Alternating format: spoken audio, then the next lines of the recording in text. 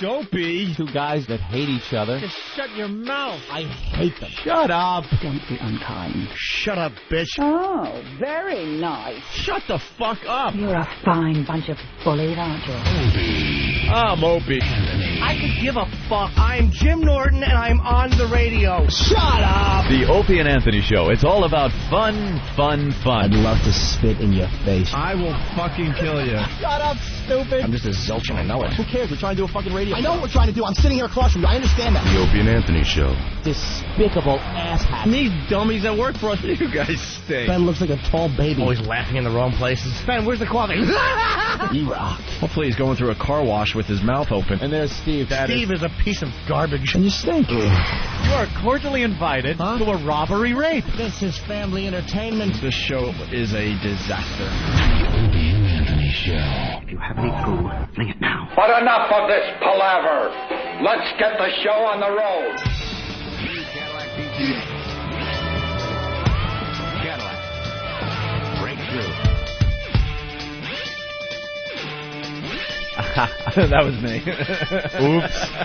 They're laughing at me already. Would you have the TV up? Yeah, watching a little TV. I thought we had a Cadillac as a sponsor of this program. I was stunned. That'd be great. I wanted to be well informed before we started the broadcast. Yeah. I'm trying harder every day. Well informed by watching. Just the news, really. Is that what we were watching? We were watching Katie Couric get a mammogram. A breast exam. She's getting a mammogram. And they strategically put the camera where you couldn't see her perky little knobs. You made a good point. She likes to be poked and probed. And that's like her thing. Well, her husband died of the ass cancer a few years back, and she made it a mission to inform people, very noble, of the dangers of certain diseases. And now she does that by going on her show and getting the pipe, things like that. She got the pipe live on her show. Prevention is the key. Right, laid down. They snaked it up her like some plumber. Just threw it in there and checked her out. And now she went for a mammogram. Yeah. I'm going to have the hose in my ass, and now Al with the weather. Yeah, it's just a little awkward, I would think. But here's what's happening in your neck of the ass. It works for her. Oh, fart noise. Now, that's funny. Let's just do that the whole show.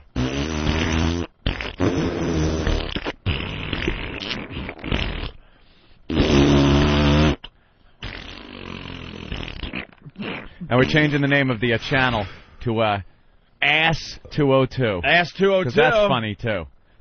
Just want to make the Howard Stern fans comfortable today.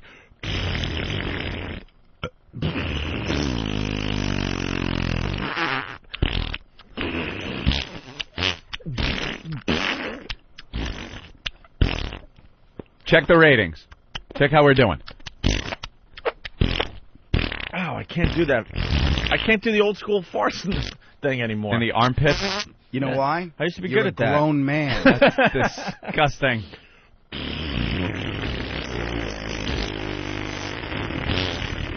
Wow, look at the coverage we're getting in the press. Hey, keep it going. All day. This battle is going to be so easy, it's not even funny. Wow. It's not even funny. Howard, you have nothing.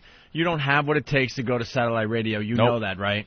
You absolutely know that now. Mm-hmm. He had, 9-10 months to figure out what to get on his channel over there at the Little Doggy Company. At least. He's not allowed to broadcast for another 3 months or so. And the first noises you hear on his channel is 24 hours of farts. Mm-hmm. 24 hours out of everything. Farts. That's really clever and funny. And you call your channel... Get it, this farts! You call your channel Douche 100. I mean, that if you know something, Ben brought up this point. That just goes to show you how childlike it is, how easy it is to make this point that even a child like Ben can understand it. He said, it's ridiculous. The guy is in his 50s. And the fart noises, of course, farts are funny. I mean, that's for sure. I think it transcends age. Fart equals funny, you're right. In the right context and circumstance. But when it's just farting over and over and over and when that's like your big thing. Yeah, you had 9 or 10 months. 10 months to make your first impression, and that's what you got. That's all you got. Something that a third grader could come up with. People were, I think, hoping for a little better. The big, that's the big debut of the channel. Satellite, Stern. There it is. Have something that reflects the new medium, the ability to do things. It's almost a new start to his career.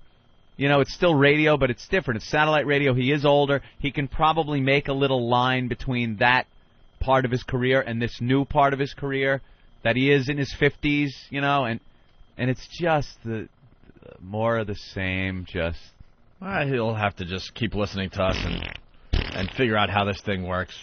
He has no idea what he's getting himself into. The satellite radio thing is a lot different. You're going to have to give him a little more than farts. You think management over there, behind closed doors, are going like, holy shit. Oh, my God, we're paying him all this money. And this $500 million. Let's listen. And this is what he's got? This is the clever way he's going to introduce himself to satellite radio?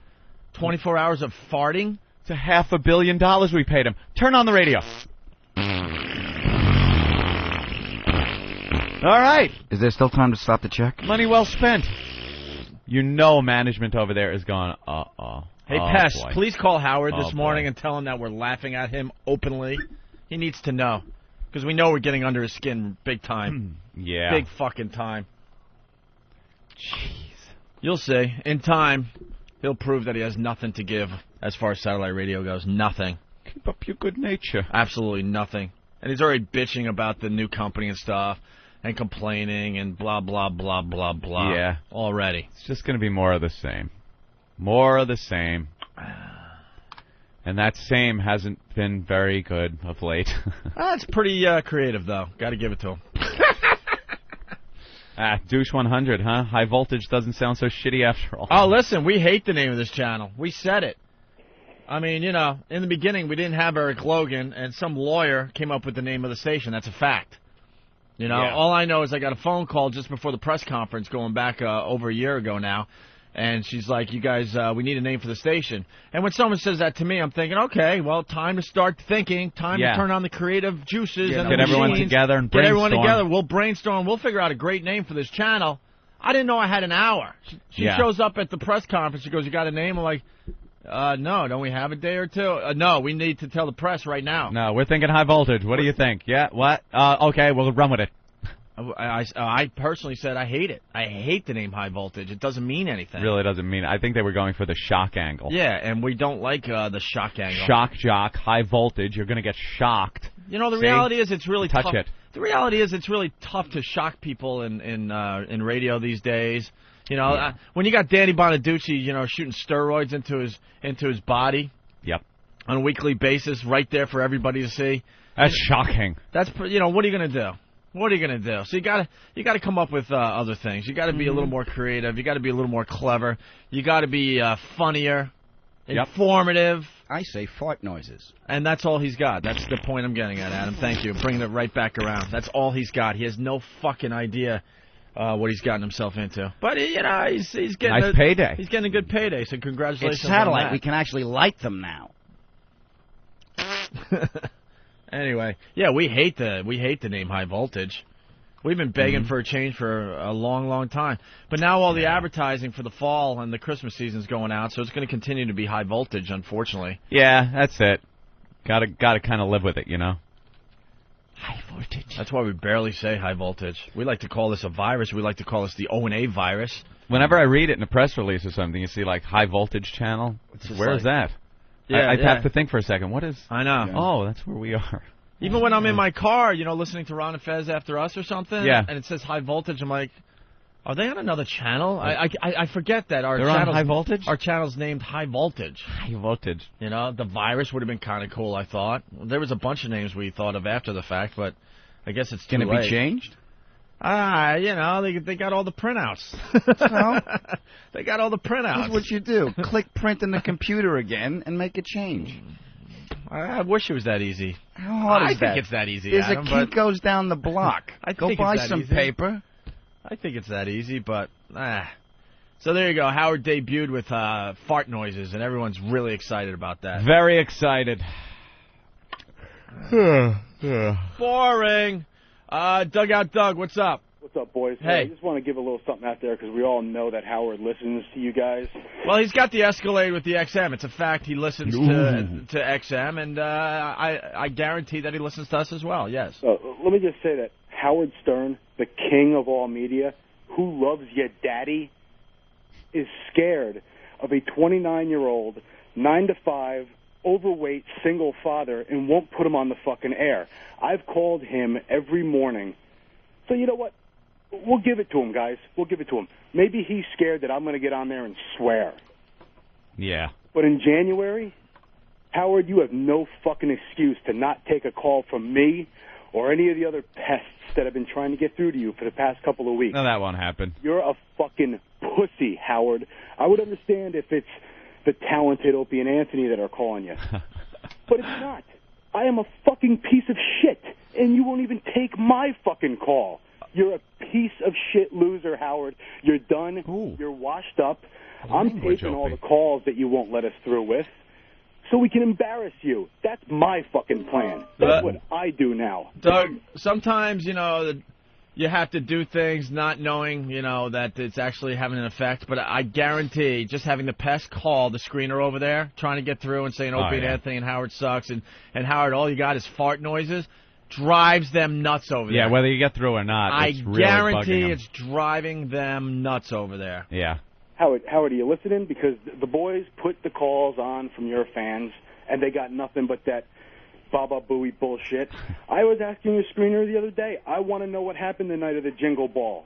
Oh, good. I want to know what happened. He should finally tell his listeners what happened to his daughter at the Jingle Well, Ball. I did also read, Opie, that in time he might put his daughters on the air to fill the time of the farts and between now and when he can take the air.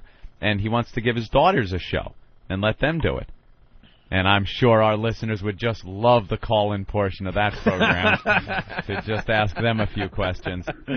The Army's building every single day. We learned from the Phillips File experiment how easy it is to get a press release out there. Yeah. I've got it half written already for when he's on satellite that the king of all media, the man that has been dogged by the FCC for 20-something years, is not giving us the freedom of speech on his show. Doug. Yo. Ant and I took it at him as well. And, he won't put us on the air either. No. Because we're not pussies. We called him as well. During our show, during some of those heated rants that we went on, we went, call his show right now. And we couldn't get on either. Because he doesn't want to confront the truth. But you guys hear me. I got nothing. I bomb half the time on your show. Half? I get my ass kicked. Half? Jesus Christ. We just figured this is better than a commercial. If this was commercial radio, you were done already. Oh, wow. Yeah. I wouldn't have made it past that Monster Rain song I made. All right, guys, punching out. All right, thank you, Doug.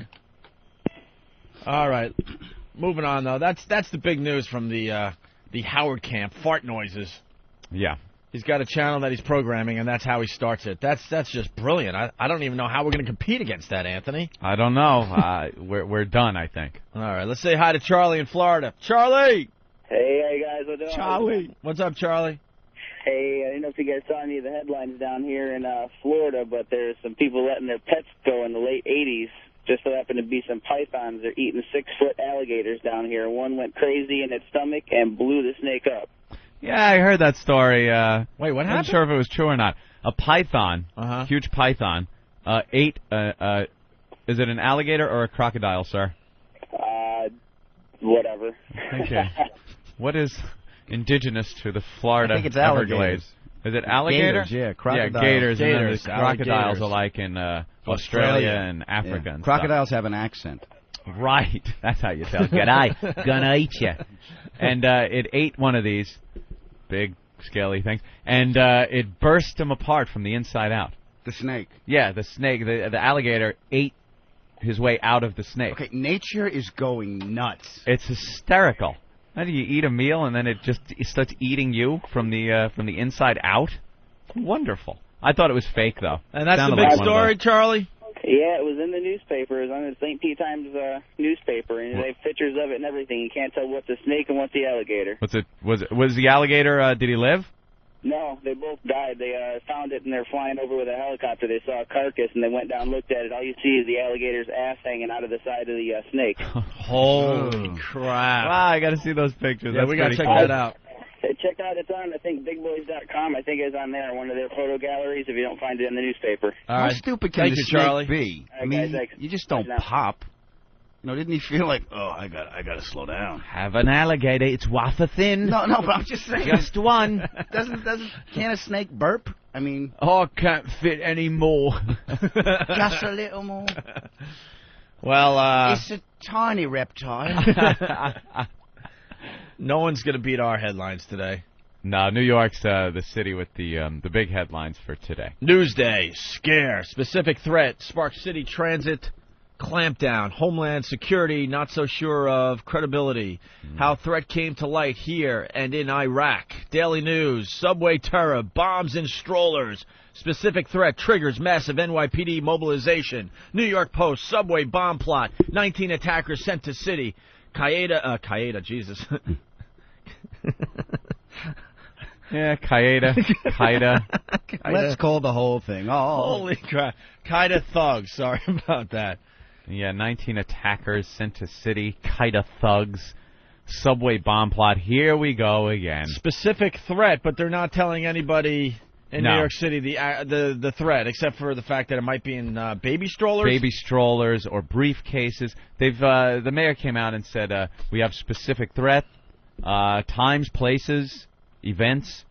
He goes, but we got to keep those secret. Yeah. But we want everybody to just go to work like you normally would and keep an eye open. Just keep an eye open. The trains might explode. What was the stat? 4.7 million people use the subway on a weekday. 4.7 million people. Let's find 19 of them that have a bomb. Good luck, bro. Good luck, bro. My God. It's you smell hummus fart, run the other way. Yeah, and I saw the news where they're searching people at the subways. Just stop. Stop searching the people you're searching. There was some surfer dude with a backpack, and he's smiling, and they're searching him. It's all cute and well and fine that we're not profiling, but it's not going to help at all.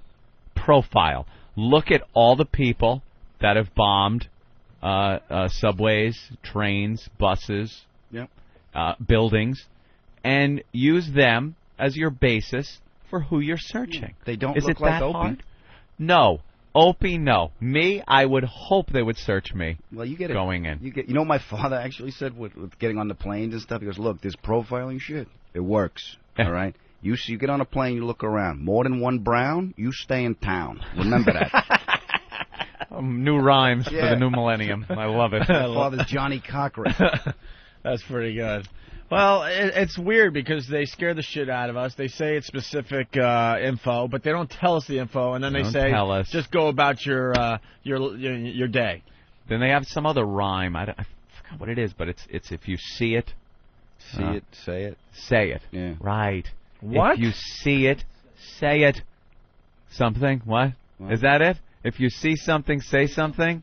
If you see something, say something. If you see something, say something or something. Hey, lady, nice tits. Yeah, if you see something, say something. What an ass on this bitch. Jesus. Hey, I'm just listening. Holy Christ. Are those friggin' real, honey? This could cover a lot more room than they intended. Should we have our listeners come up with slogans as far as this terror threat goes? If you see something, say something. You homeless fuck, get a job. All right, here we go. We got some audio of this big story that's happening here in New York City. Is this our mayor? I'm sure others are following it across America. So stupid. Let's go to the tape. New York police officers are stepping up security searches once again as word spreads of a specific threat against the city's subways. I didn't hear about this subway threat, and my mom called me about an hour ago, and she's like, just stay off the subways for the next couple days. Police Commissioner Ray Kelly told commuters officers will be out in force over the next few days. Anyone carrying a bag or even pushing a baby stroller is likely to be searched. The department asked the public to curtail the use of these items, if possible, in the transit system. Additional bag searches and other measures are being taken to provide added protection to the city's subways, buses, and ferries. Mayor I don't get these press conferences. They're saying if you're gonna have a baby stroller in the subway or a backpack, you're gonna be searched, right? Yeah. Or a briefcase now. Or a briefcase, okay. Do they think Al-Qaeda is that stupid where they're not kind of watching the news, listening to the news, and now that they hear that, wouldn't they, like, adjust? Yeah, take the bomb out of the briefcase. Wouldn't they adjust their plan at that point? Once. They put it in the guy's shoes. Remember that? Yeah, that didn't work well. That Wile E. Coyote attempt. But I'm like, why are we playing... Exploding fucking shoes? This is like playing poker, Ant. Yeah. With all your cards, face up. And still trying to win the hand. Right. You know what I mean? It's like, why are we telling the terrorists basically, we're on to you, we know you're going to use strollers and briefcases and backpacks. Right. I'm thinking if I'm Al-Qaeda at that point, I'm like, okay, well, now we got to figure out another way to bring the bomb into the Plan B. Plan B, Anthony. Right. Exactly. Take We it all out of the learned about briefcase, Plan B. Put it in something else. I don't get this. I don't get how we just broadcast this shit for everybody. Well, now they're going to be searching guys with briefcases. And, if there's things you don't want on a subway when you're going to work, it's a briefcase. I can just see all these lawyers and Wall Street types or whoever is taking their subway to work files. with just legal pads and books all falling out of their arms. Strap like the Little Rascals. The old book The strap. old book strap with a little red slingshot in his back pocket. Here's more audio. Buses and ferries. Mayor Bloomberg takes the threat seriously, but also told commuters not to be frightened. He'll ride the subway to work later this morning. I'm going to do what I always do. Get on the train and go to work, and I know a lot of other New Yorkers will do exactly the same thing. Yeah. You're going to do it because you know. So you have the officers conducting the searches, and we know uniformed and undercover officers will be riding along the trains with you as well. Well, it's nice to see the mayor's going to be taking the subway. I just hope 4.7 million people can get on that car with him, which is being dubbed the safest car in the country. Right. You think the mayor is just, I'm going to hop on this one? Or do you think it's swept beforehand? I want to see the mayor get searched, like, with a backpack and... Yeah, it's random. It's random, isn't it? Yeah. He's got a briefcase, doesn't he? Sure. He won't be leaving the briefcase at home. I love that fake shit, too. Your leaders. Well, I'm going to ride the subway, so follow my lead. Here we go. And all you TV crews, make sure you don't, film all the security that I have with me. Yeah. By the way, don't ask any questions about the subway I'm on, which is just a little different than the one everyone else will be on. Isn't it illegal to have cameras in the subway? Shut up, I'm the mayor. The mayor sanctioned this. Like, that's supposed to help? I mean, are people out there really dumb? Yes. Are they that stupid where all of a sudden they see the mayor riding the subway and then like, oh, see? It's safe. I feel safer now because I can get on the train. If he is on the subway, then I certainly could be on the subway today. Forget is that about the logic of that? Forget about terrorism for a minute. Has there ever been even petty theft on the same car the mayor has been on? Like, even the smallest little crime. Has anyone ever spit or put their foot up on a seat to get a ticket while the mayor is in that car? There's not even been a singing homeless guy in the car with the mayor. No, of course not. All right, we got Ladies and gentlemen, I don't mean to bother you, but get him! Yeah. Just shoot the guy. We got some slogans coming in. Ben in North Dakota. Ben, what's up? I got a rhyme for you. Yeah. If they're brown, pat them down. If they're brown, pat them down. Very good. Wonderful saying, sir. We got a trucker. This could be scary. Billy, go ahead. Billy. Hey. Billy. Billy. Oh, Billy the truck driver. Come on, Billy. It's Piggy Billy. Billy, you, slogan. If there's a rag on their head. Oh, hey, you talking to me? Yeah. What's your name? Dave. Danny. Jesus, Danny. Danny. I sometimes understand if we're saying Billy. And it's Willie. Yeah, and his name's or Willie. something. What? Dan? Dave. No, Dave. Dave. All right, Dave. Go ahead. Dan is close to Dave. Yeah, Dave the trucker. Go ahead. Hey, if there's a rag on their head, make sure they're dead. Oh. About guns. Everybody should have a gun, and then they wouldn't be so apt to, show themselves. Yeah, that's the Archie Bunker bill we're trying to get passed. Remember that episode where Archie, did that whole thing on hijacking, and he was one of those responders to one of the news guys. So they put him on TV, and and he starts talking about hijacking and how they should just pass out guns to all the passengers on the planes. You'd be crazy to pull a rod when the whole pull a rod. Just looked like an idiot. That would work though, wouldn't it? Sure. Let's say hi to Jim in Brooklyn. Hey, Jim. Hey, what's up, boys? What's up? Adam, you're a great guy, and happy birthday. Thank you. Whatchamacallit, the cops are all over the subway stations down here in downtown Brooklyn, and this is a place that normally gets ignored. So you got to think that they got real credible information, and they're thinking that it's down here in Brooklyn. They did get some info, and it was Brooklyn because that's where the real police presence is. But they're all over Manhattan too. But why can't they tell us what it is? Because it would compromise the security of this great country. But then we'll decide at that point if we want to take the subway or even go to work. Yeah. Tell us something. And when they start using specific threat, but they're not telling you what it is, that really frustrates me. Don't say anything at that point. Just get the police presence out there and, Reports are coming in that this was Al-Qaeda prisoners in Iraq that gave this info. Yeah, this wasn't like a call. This was like they But it's like if you were a prisoner over there in Iraq, wouldn't you just be every day? Every day. I mean to the point where all the good targets have been used up in a week. Where you're like, the ball of twine in Kansas. Giant ball of twine will blow up. God, now they're doing close-ups on the Opie Anthony shirt. MSNBC, Imus, Bartlett, the Brian Wilson character is back on with Imus today. Rob Bartlett, who does a hilarious Brian Wilson, and he part of the wardrobe is wearing one of my brother's Opie and Anthony Spread the Virus T-shirts. Jesus.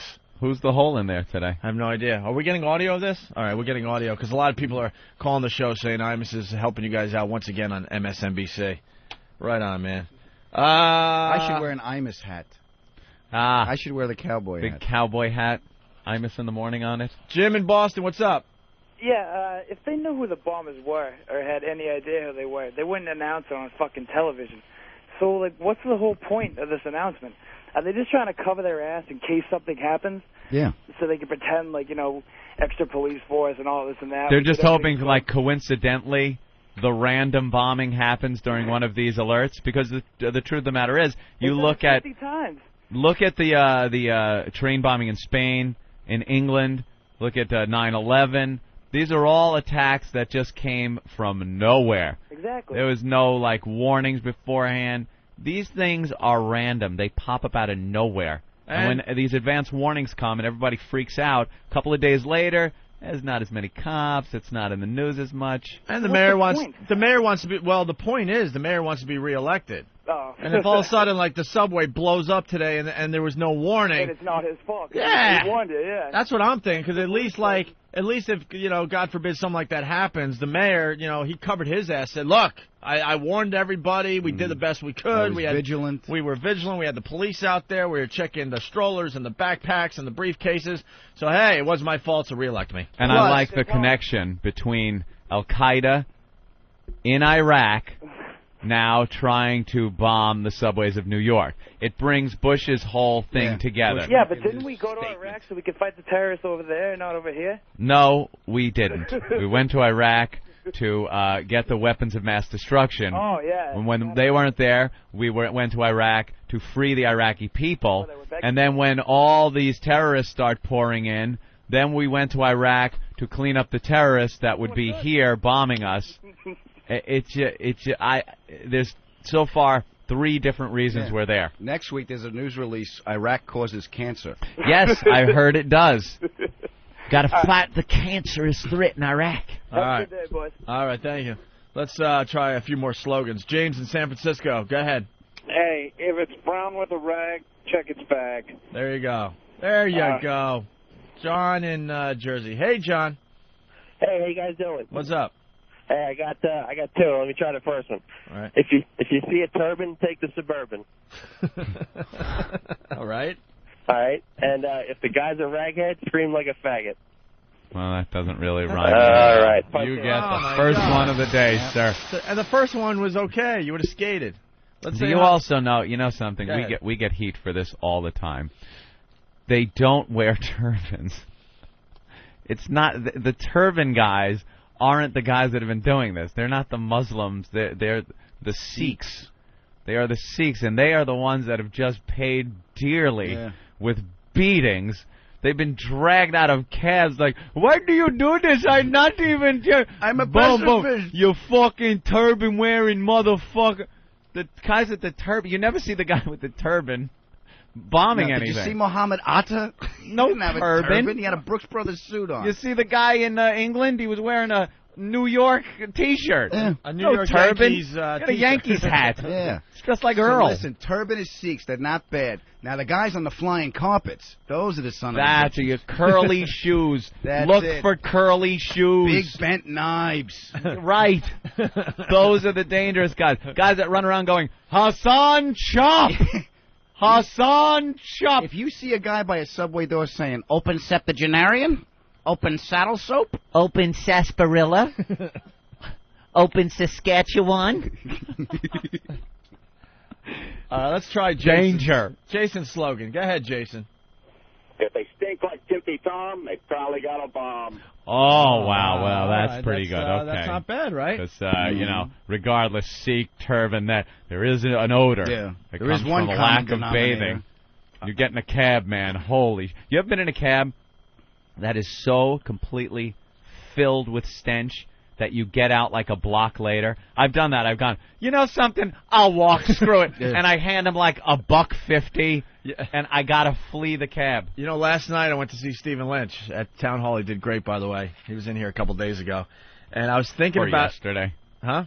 Or yesterday. Was he in yesterday? No, the day before. Yeah, was it the day before? Who was in yesterday? We had Carlos Mencia.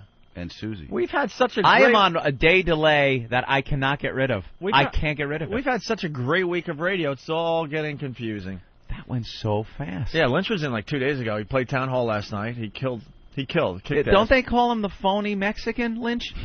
No? Because I thought he was the phony Mexican. They call him the bogus Sikh. I was coming home from Town Hall last night, jumped in a cab, right? And I thought of you immediately. Because you are 100% right, my friend. What was it? The white cab guys are absolutely insane. Yeah, you think you want the white cabbie because you think it's going to be like an episode of Taxi. You're going to get Riga, it's going to be a fun ride. Or James Taylor's going to sing to you. Yeah, Didn't we go to school together? No. Exactly. For all you people coming to New York to do a little tourist thing, get in a cab with the Middle Eastern guys, the ones that have the weird last names with no vowels and stuff. Those are the guys that do the job properly. Mm-hmm. They don't talk to you because they can barely speak English. Most of them are like doctors in the country they're from, but decide to give up on that because America's great. Out of the radio, all you hear is.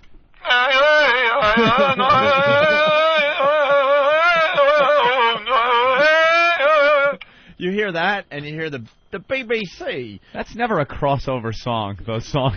They never really cross over. Very niche. Yeah, Selena couldn't make that one work. You hear that, and you hear, the BBC talking about how bad America is. It's amazing. You know they don't like listening to Holy shit, the World the news BBC, around or whatever here. it's called, BBC World, that you tune in every once in a while. Yeah. We just stink. Awful. According to them, Hate us. we stink. Yeah, still got a grudge for a couple of 100 years ago when we kicked their ass. So I get in, and it's a white guy, and this is the last job he's got before going into rehab or something. Mm-hmm. This is it for him, and I'm like, hey, I need to go, blah blah. And he's like, you need to go where? Huh? What? I'm like, I need to, and I give the address again. All right. Okay. That's all he said. Like, all right, okay. And he's looking like around, you threw him for a loop. Looking around. You get in a cab and asked to go somewhere. Whoa. And he's, wow. And he looks around a little bit, kind of like has crazy eyes, right? And then just takes off like a bat out of hell. Just takes off. I'll get you to your destination. Maybe it is like Taxi. But you got those the are crazy the ones. When I get this thing up to 88 miles an hour, you're going to see some serious shit. The one thing I noticed about the crazy white cab drivers also, they're the only ones crazy enough. A lot of them don't have the bulletproof glass partition. Oh, they don't need it. A lot of them, it's just open right there. Put the gun to my head. Go ahead, shoot me. Oh, they it want would their be lives better to end. off. They Right. want their lives to end. They're right. looking to be shot in the head. Holy crap.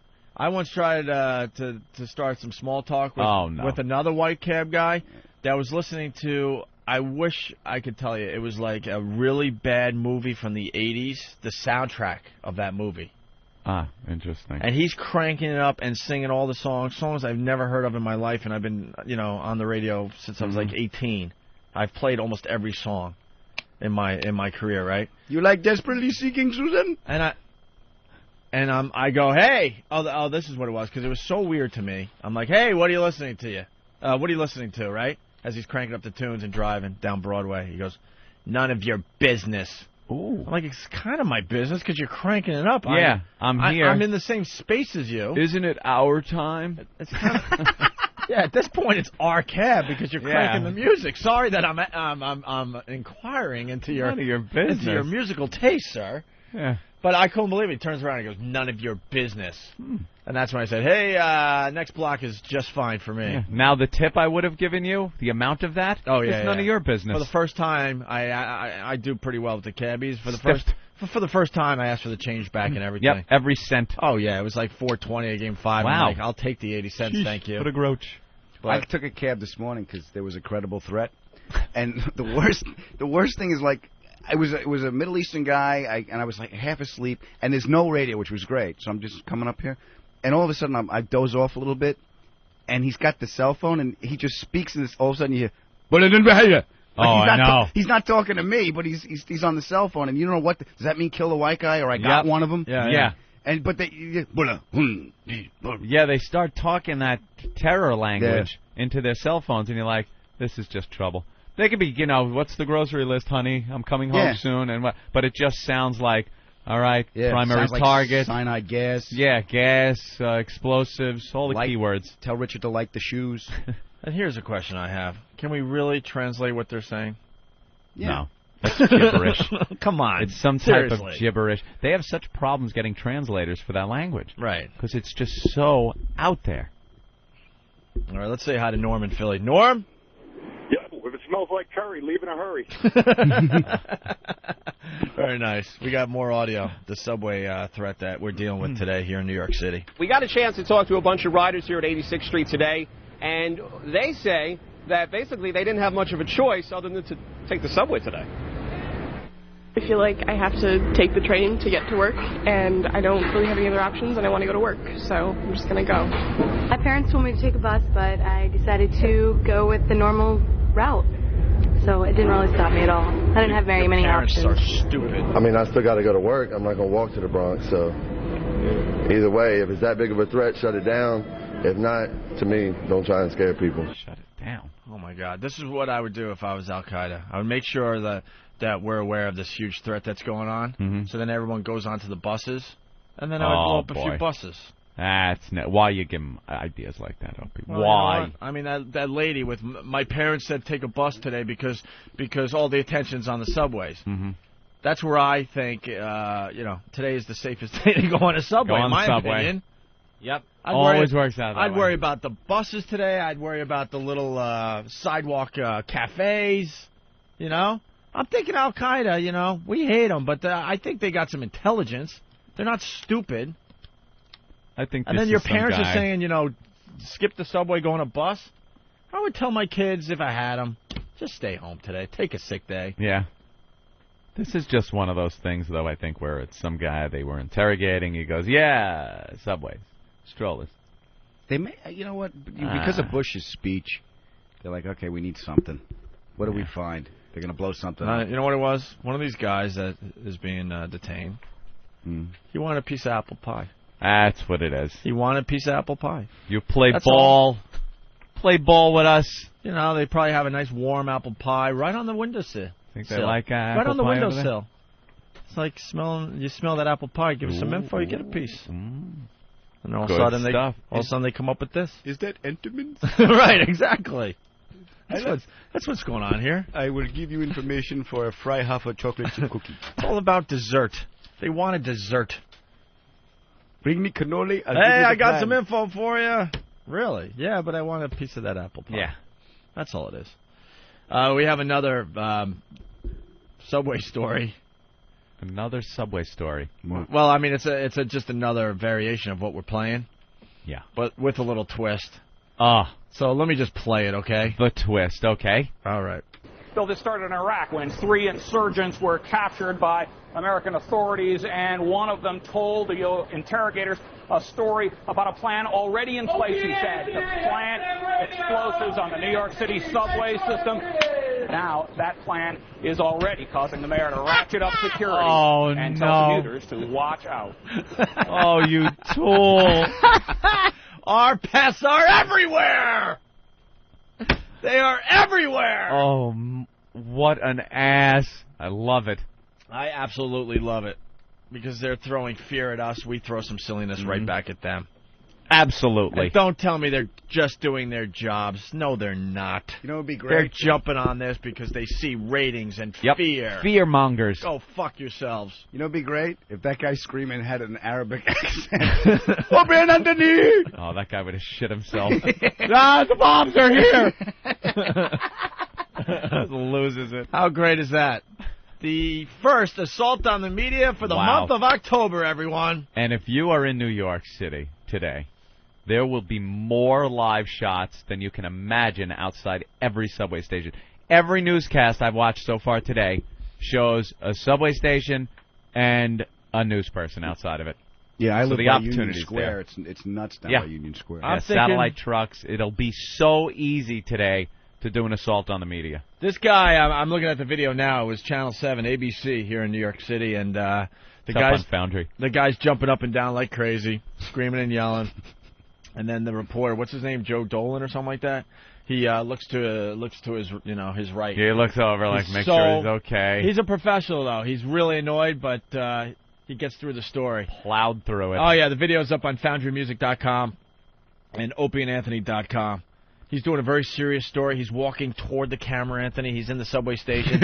And there's one of our pests. Opie and Anthony, XM Satellite Radio. And then I love how the Bloods are ripping us off. They're doing assaults on the media. Look at that guy. He just threw up gang signs behind him. It makes it a little special. You got one of our pests, very white, jumping up and down, screaming Opie and Anthony. And then right after that, you got a black guy walking by giving gang signs on live throwing TV. Some gang signs up. So I guess we have a leader as far as the Assault on the Media contest for October goes. Don't forget, we got a MiFi radio that will go to the best assault on the media. Also, admission to check out one of the Opie and Anthony shows when you're in New York City. And hopefully we're working on some other prizes. I asked Don for better prizes as this contest goes on. Is Don showing up today? Is that what's happening? I guess so, yeah. Got my Yankee tickets I won't be using tonight?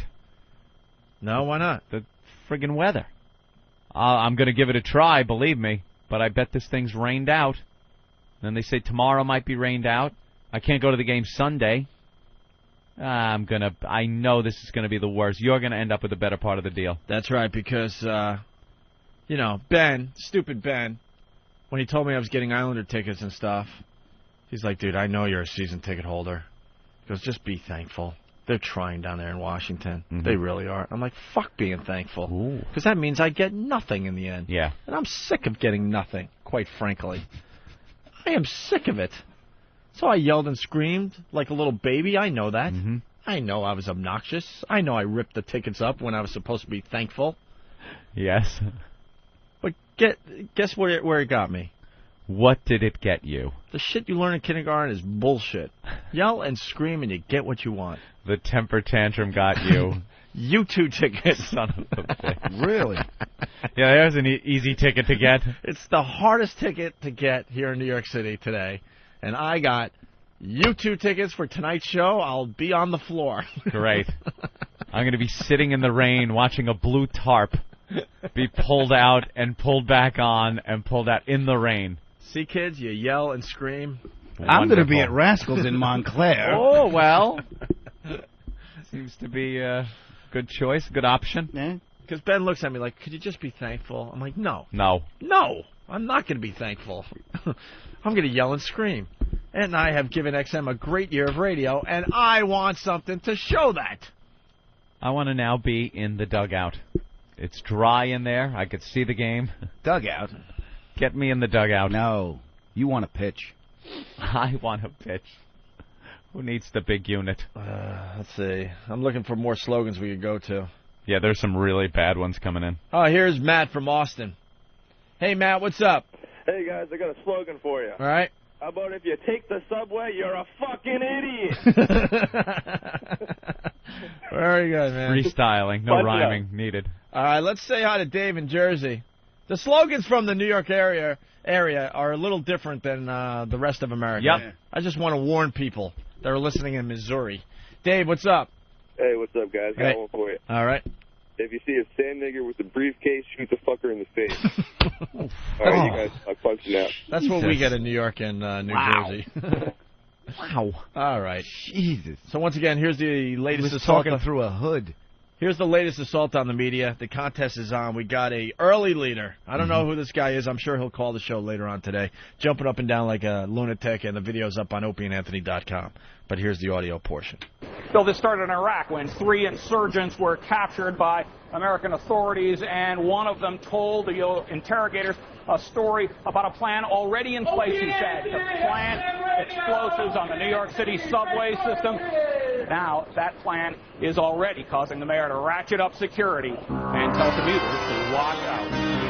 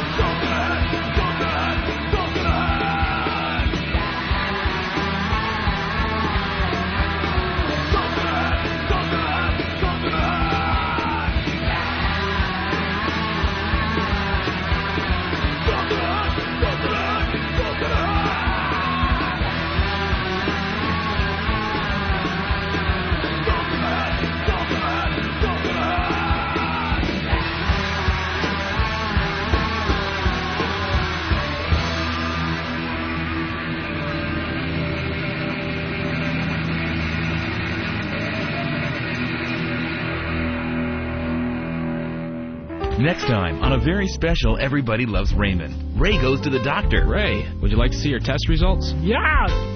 Oh, boy. What are you doing? Ray. Oh. I'm afraid you've got AIDS. No, come on. You have a rare strain of HIV. No. Commonly found in post-op Portuguese transsexuals. Oh. The fun really begins when Ray's wife finds out. Why is the toilet filled with bloody poo? Come on. Oh, my God. The bed is full of scabs. Hot. But everything works out in the end. Sweetie, you're losing so much weight. I bought you a smaller robe. Come on, the air conditioner. Ray, your mother's here. She wants to say goodbye. Oh, what are you doing? All on the next Everybody Loves Raymond. Tonight at 8. Yo.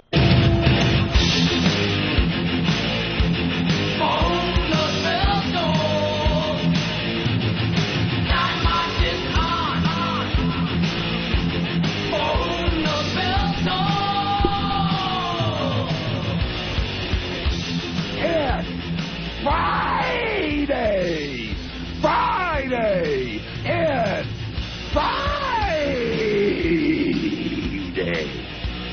And you're checking out the Opie and Anthony program on XM Satellite Radio.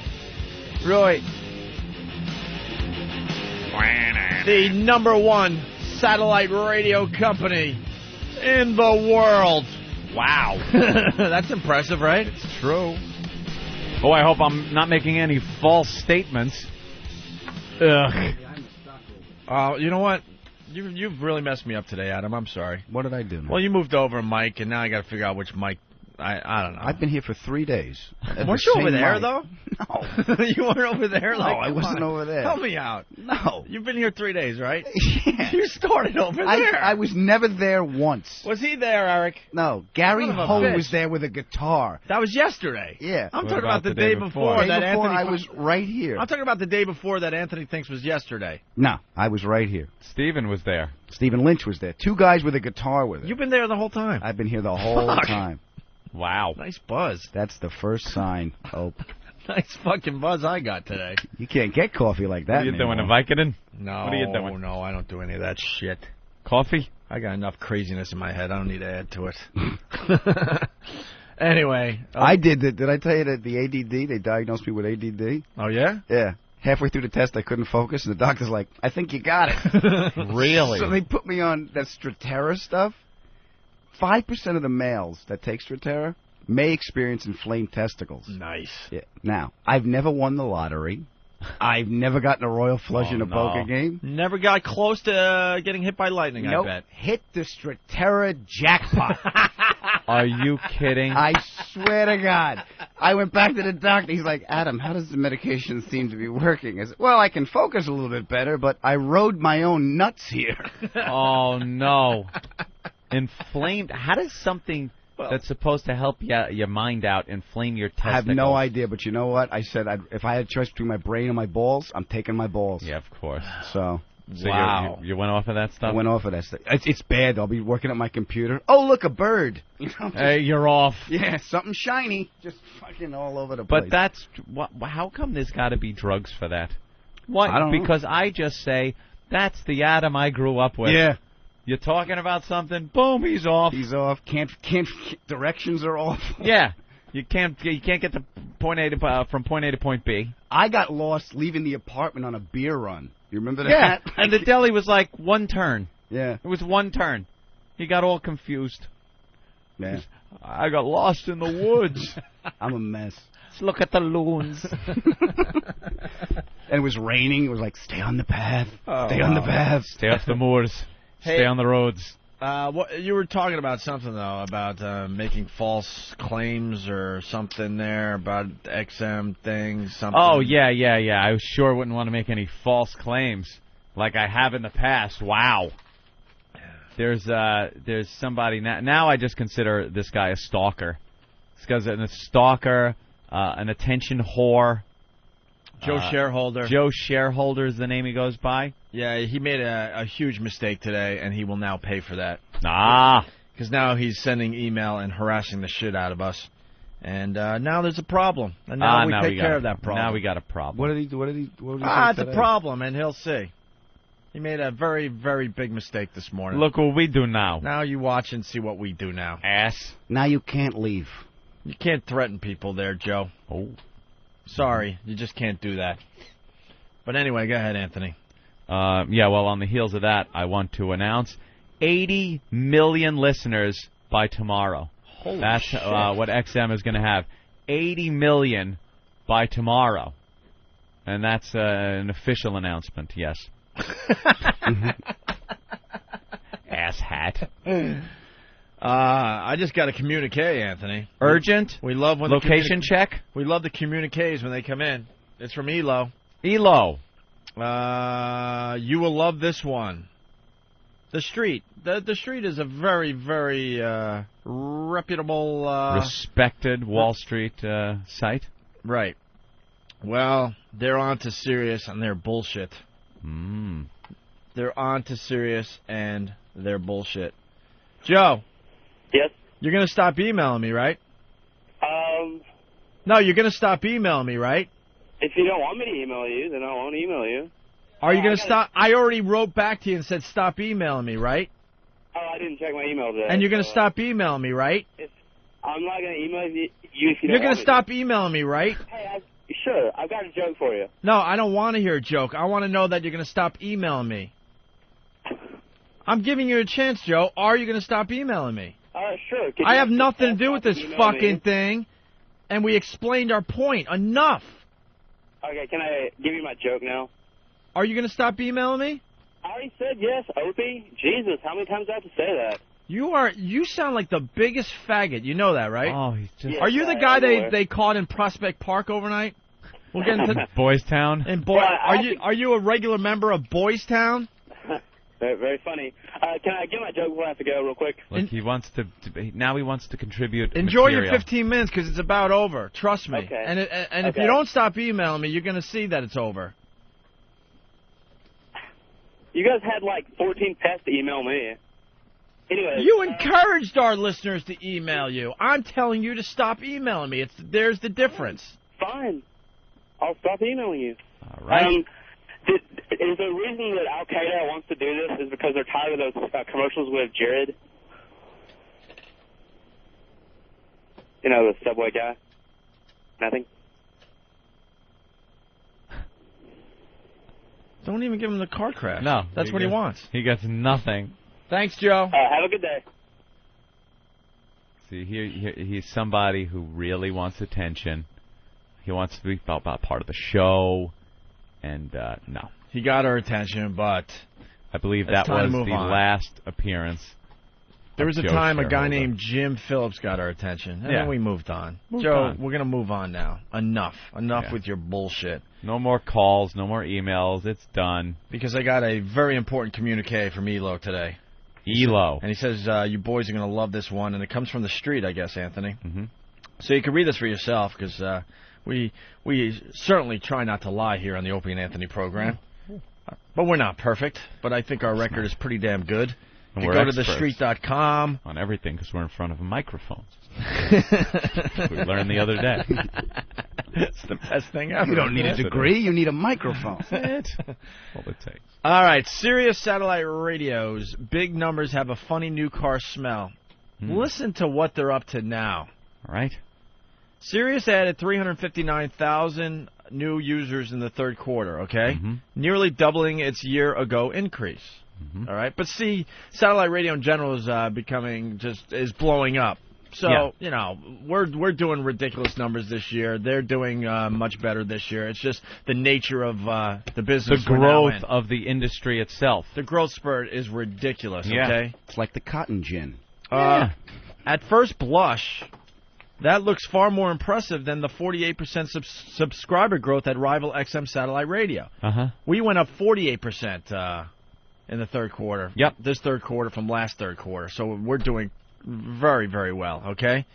I read on here, though, Anthony, but it turns out that not all those new Sirius subscribers are actual people. This is a big deal on Wall Street, by the way. What we're reading to you right now is going to be a big deal on Wall Street.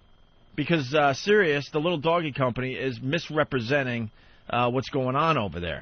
XM and Sirius both count on arrangements with big automakers like Ford and GM to power subscriber gains, right? Because they're installed and they're on the lots and they're XM ready and all that, right? Yeah. Okay. But where XM waits until a car buyer activates the service to add to its new user tally, all right? Yeah. So they wait for the person that just bought the car to actually want the service and to activate it. Right. Okay? And then we add them to our subscriber total, right? That makes sense.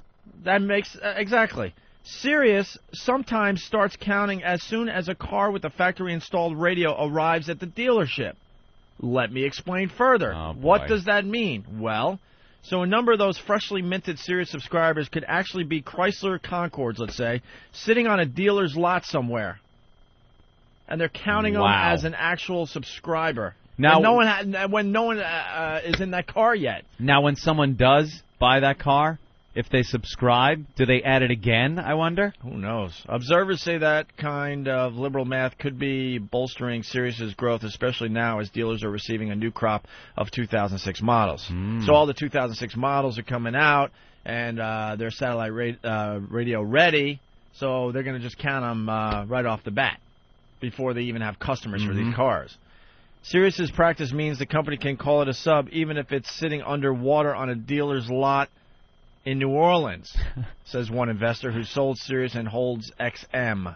Satellite radio has gone from a mere cult fascination a few years ago to a hotly contested two-player industry. XM and Sirius are battling head-to-head to capture the largest share of a potentially massive new consumer market.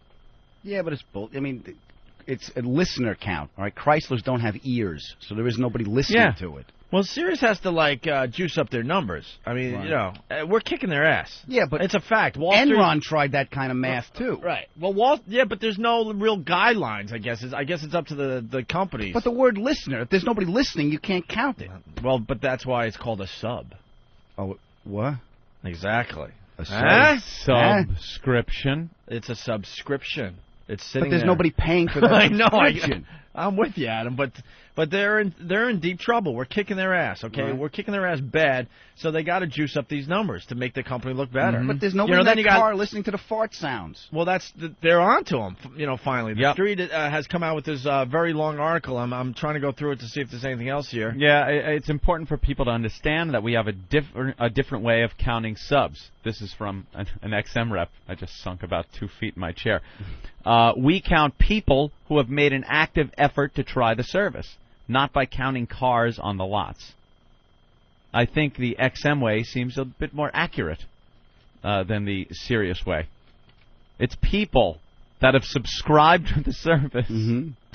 How could they just count empty cars? Because they're just assuming that all these cars are going to sell, and that not only are they going to sell, that all the people that buy these cars are actually going to turn on the service. Going to subscribe. Completely ridiculous. They're a bunch of bullshitters over there. And then they got Howard, yelling, screaming on his commercial radio show saying there are over 3 million subscribers. He said that again. Someone really needs to look into that. They're not over 3 million subscribers. So have Joe Stockholder call him. Shouldn't you then just count all the radios you have at Best Buy on the shelves? Yeah. Circuit City, just sitting on the shelves. Whatever's on the shelves. However many radios you've pumped out, just count those as subs. So, there's going to be a lot of talk about this down on Wall Street today.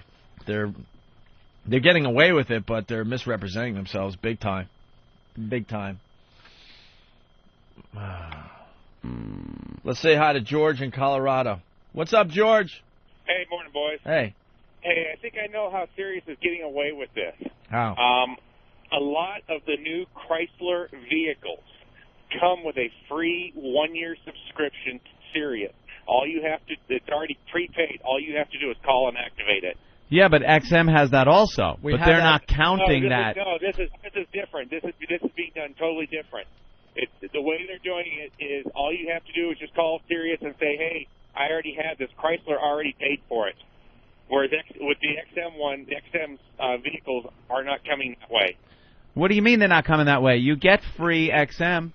It's right. It's already installed in the vehicle, but you have to if I bought a new GM vehicle, I still have to pay for the first year of the subscription. No, that's not true. They give you like 6 months for free. Yeah, I don't know exactly the terms, but you definitely get a chance to try out the service. Yeah, you get some free time. My nephew got a Honda recently, and it came with XM, and he got to try it out. I think it was for 6 months. I don't want to misrepresent what Honda's doing, but basically he had it for like 6 months or so. And there is a free period of time. Yeah, there's a free period. I understand it, but XM's not counting that number. Sirius is because Chrysler is telling them. Oh, XM isn't even counting the free time? Right. See, wow, that's even less then. Right. Yeah. And Sirius is just they're doing whatever they can to make the numbers look better than they really are. They're getting their ass handed to them by XM, and this article came out today, and they're basically saying there's cars on the lot that no one is even in. I think XM's and they're counting those cars as people subscribing to the service. I think XM's even throwing out a better deal. that I got, because I know I bought my Escalade, I haven't even gotten an XM bill when I bought my Escalade. So does that mean that anybody can buy an Escalade and get free XM? Apparently Just so. like me? I haven't seen a bill from XM. It's amazing. All right, George, thank you. All right. Well, not only that, but this is just based on my personal observation. It seems to me, based on what I've done, that if you subscribe to XM, they pay you huge amounts of money. Because I get checks from XM every month or so, and it's for a pretty substantial chunk of cash. Have you ever got a check from Sirius Radio? No. I can tell you that. I've never got a check. XM, now again, I'm just speaking from personal experience. I don't know how many other people this applies to, but they just send me huge chunks of money every month. Now let me ask you this, and Mr. the Curio. free service. Have you ever gotten Yankee tickets from Sirius Radio? No, I've never. And tonight I have playoff tickets to Yankee. So as I see it, XM really is the company to go with. Of course. A lot of perks. I got the U2 tickets, so. And I bet you get a nice chunk of change Everyone every month. out there, tell your friends that if you subscribe to XM Satellite Radio, you get free U2 tickets when they come to your town. Right. And just millions of dollars. Right. And just millions of dollars. And may I say, again, I'm not in your league, Anthony, but Sirius Radio has never plugged one of my dates at Rascals in Montclair coming up this week. Adam Ferrara. See? So if you're a comic, an entertainer, you get the XM service, and I think that's part of the deal. That's they will part plug of the all deal of as your well. gigs. Yep. Oh, what a service. Let's say hi to Jeff. Jeff, what's up? Hey, how's it going, boys? Hey, what's man. up, Jeff? Where are you calling from? San Francisco. San Francisco. Hey, Fagtown. Check this out. I've been up all fucking night listening to your reruns, and I finally got you guys live. I go to sleep because I need to go to work in a couple hours. But I just wanted to call and say hey, because I haven't talked to you since 2002, so... 2002? Oh, wait, you're an old fan, and this is the first time hearing us on satellite radio? Is that what I'm getting at here? Exactly, and I got to fucking get a new email every 3 days because it's free service as shit, so... Well, why don't you actually... See, this is another thing. There's a lot of people that are just listening to the show for free still. Online. They're doing little trial periods with the online thing. And then the trial period is over. They sign up for a new one. They're listening. Through someone else's address. I mean, you guys are getting around the system. How about you help us out and get a MiFi or something there, Jeff? Hey, I'd pay for it, but I'm in college. I can't afford shit, so... All right, well, we'd rather have you as a listener then. He has XM, so I'm thinking about scamming on his program. Well, welcome back there, Jeff. Thank you very much. I'm happy to hear you guys. And, fuck, I'm waiting for Norton to come back, too. I want to hear some of his stuff. Here's what's going on with Norton. Norton will be here on Tuesday for a few days, Tuesday through Friday, and then he goes back out to L.A. to continue filming the HBO series that he's involved with. Yes, I spoke to the little guy yesterday on my way home. So it's going to be it's going to be a great little homecoming when he comes back on Tuesday. All right, Jeff? Hey, Jeff, do you have like a boys' town in San Francisco? What is it called in San Francisco? It's called San Francisco. No, I've been to San Francisco, and I didn't... You have? You admit that? I didn't see the gate thing. What? Did you open your eyes when you were there? Dude, I'm telling you. There's a section in San Francisco. What is it called, Jeff? Castro. What? The Castro. The what? The Castro? Oh, the Castro. Okay. Yeah. That's the gay area, right, sir? That's the gay area. And the rest of San Francisco is just like any other city, Anthony. I can't believe that. I was born and raised to believe you go to San Francisco, you're in deep trouble wherever you walk. Deep trouble. That there's a lot of the homosexual community filling up the city. Just looking for you, following you, doing whatever it takes. They'll pin you down if they have to. God damn it. But then I went there, and I'm like, it's a beautiful city, and, you know, the gate thing is in one section, and the rest is just taking you when you get off the plane. Right. Welcome to Frisco. Stay still. Well, there's a park. What is it, Prospect Park, Ben? Yes. Prospect Park. I'm looking for the story. Page 30? Page 30. Ben loves this story. This story made Ben laugh really hard this morning. Go to page 30 of your workbooks, people. Turn in Today your prayer workbook books to page 30. And it's the Prospect Daily Park News. in Brooklyn? Yeah. Yep. And there's a section called Boys Town? Boys Town. 2 men were shot and robbed by a gunman clad in dark clothes early yesterday morning in a gay meeting spot in Prospect Park. Did anyone know about this gay meeting spot? Anybody? Ben? You know about that? You live in Brooklyn there, Hawk. You know about the gay meeting spot? E-Rock's a frequent visitor. Shaking your head. Good answer. Good answer. God, I love how everyone just makes it perfectly clear. I have no idea where this is. I never knew it existed. I don't even know gay people exist. People are looking. Tell William I said hi. People are looking down, not making eye contact with anyone.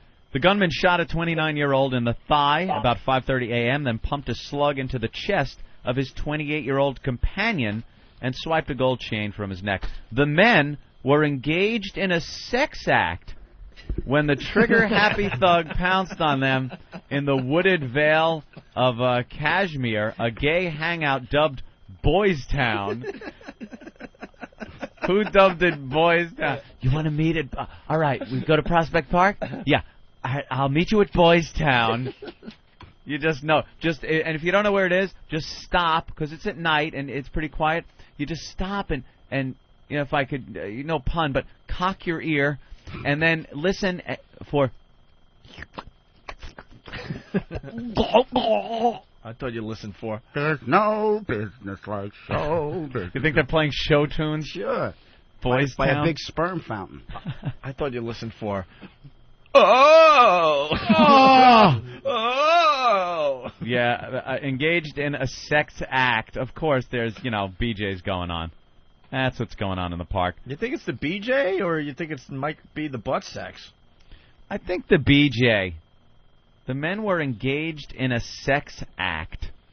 I'm thinking if you're in the park in the open, you're not ass sexing it. No. You go to a public bathroom for that, maybe a stall. They go to the bushes, too. Yeah? Yeah. In the bushes for the ass sex or for the BJs? For both. I'm just thinking, gay guys, you walk through the park and it's like, hey, Is there one bush for ass sex and one bush give me a blowjob or something, and then it's just like happens. It's then some paradise. flamer getting mad at you because you're having butt sex where you're supposed to have the Excuse BJ. me, this is an oral bush, okay?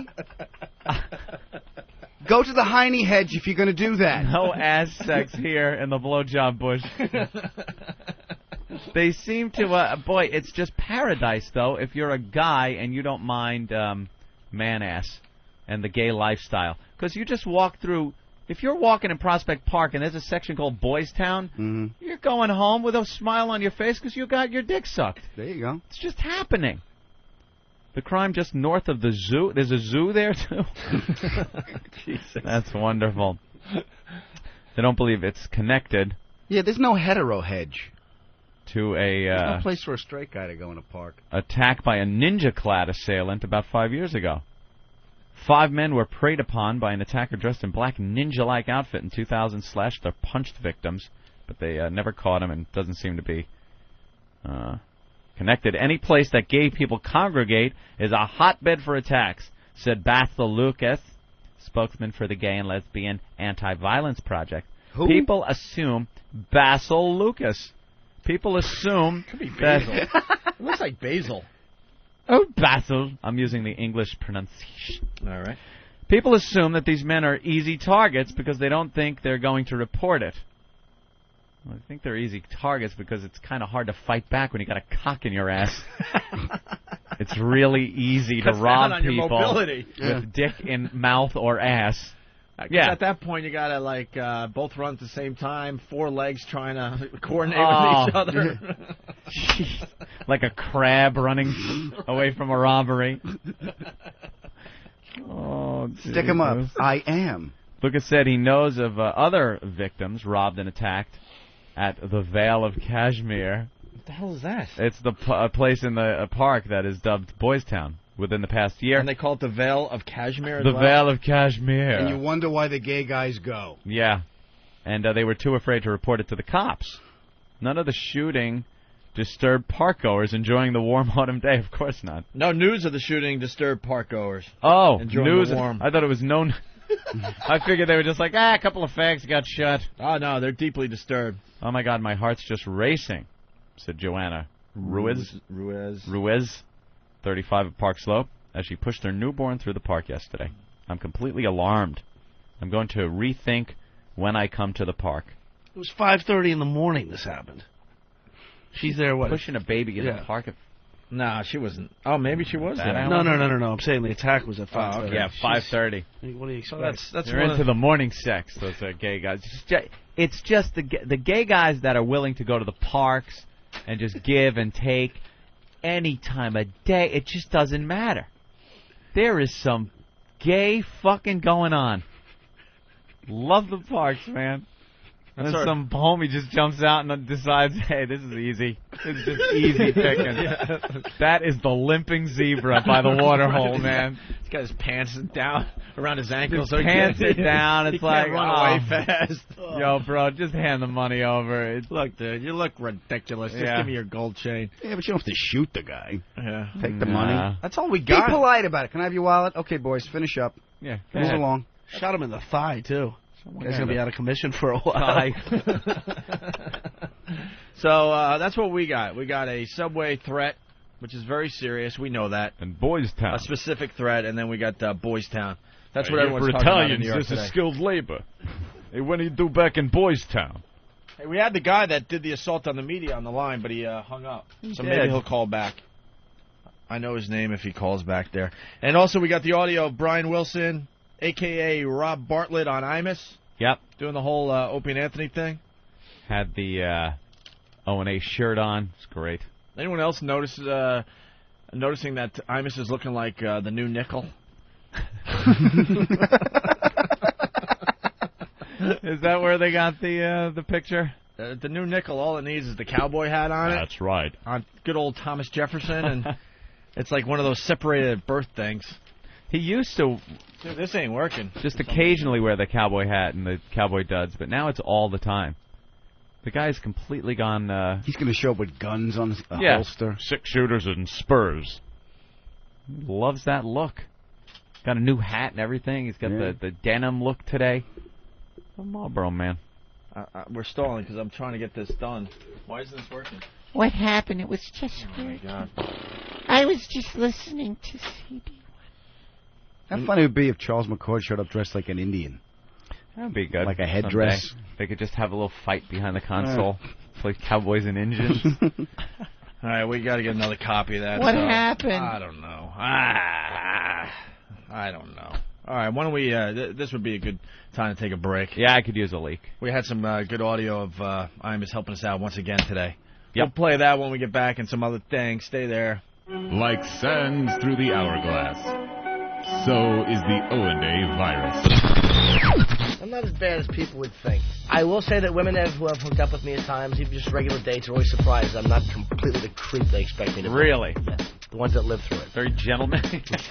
Yes. Very gentlemanly. Yeah, I'm nice. I'm a nice fella. So you get to know him a little. Yeah, that's... And you start saying... Ooh, that sounds good. Then you start telling them what it would be like if they had to sit and watch you and her father.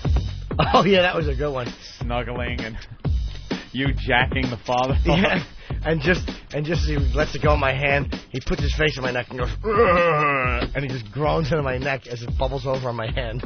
And he paints these pictures for these girls. Oh, is that horrific? I used to love that one and telling her how I was going to hug her grandmother, but then just grab her grandmother's ass and press my heart on into it against the kitchen counter, like into her crotch. Like that's what she said, too. She said the worst part of the whole, like she'd come down the steps, and the way I would describe it is that me and her dad would have our pants pulled down just to mid-thigh. Like, we wouldn't be naked. And she said the worst part was the pants not being all the way off and the face and the neck. She said that was the worst part. Oh, the father. You feel his little razor stubble on your neck. Yeah. Like you can't look at me, but it just feels too good to make me stop.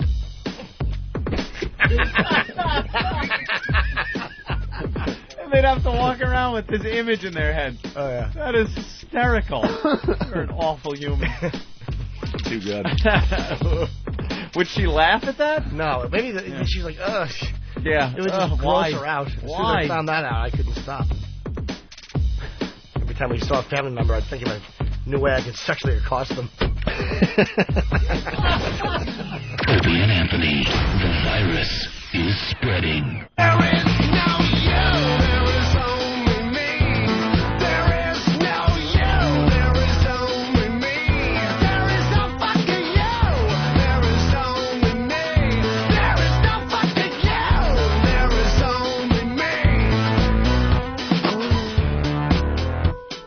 right, this is the Opie and Anthony program, the Friday edition.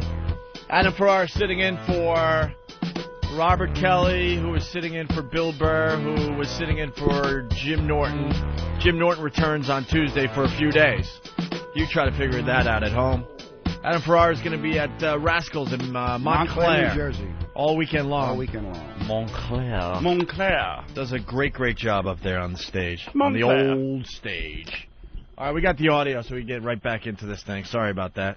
Going into break. Working now? I think so, yeah. Imus is a true friend in the business. He's helping us out. He's plugging us when he can on his MSNBC show. Much appreciated. He's got Rob Bartlett, who does a very, very funny character, a very funny Brian Wilson character. Yeah. And part of his wardrobe is to wear one of my brothers, Opie and Anthony, Spread the Virus T-shirts over like a Hawaiian-type shirt, I guess, right? He calls Imus because he's so confused. Of course, he calls Imus Opie. Right. And today, I guess Imus said something like, I'm not Opie, and yeah. And Rob, as Brian Wilson said, well, if you were, you'd have people listening to you, or something like that. I think we have the audio of it here. So let's take a listen. From the Beach Boys, our old friend, Brian Wilson. Good morning, Brian. Hey, Opie. Hey, Anthony. O&A Party Rock except Jorgensen. Why I've got all the mics on. Why isn't his on?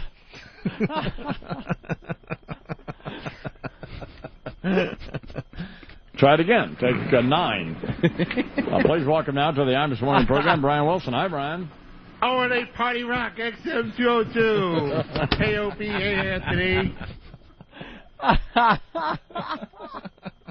How good is that, man? I love those guys. God damn, man. Awesome.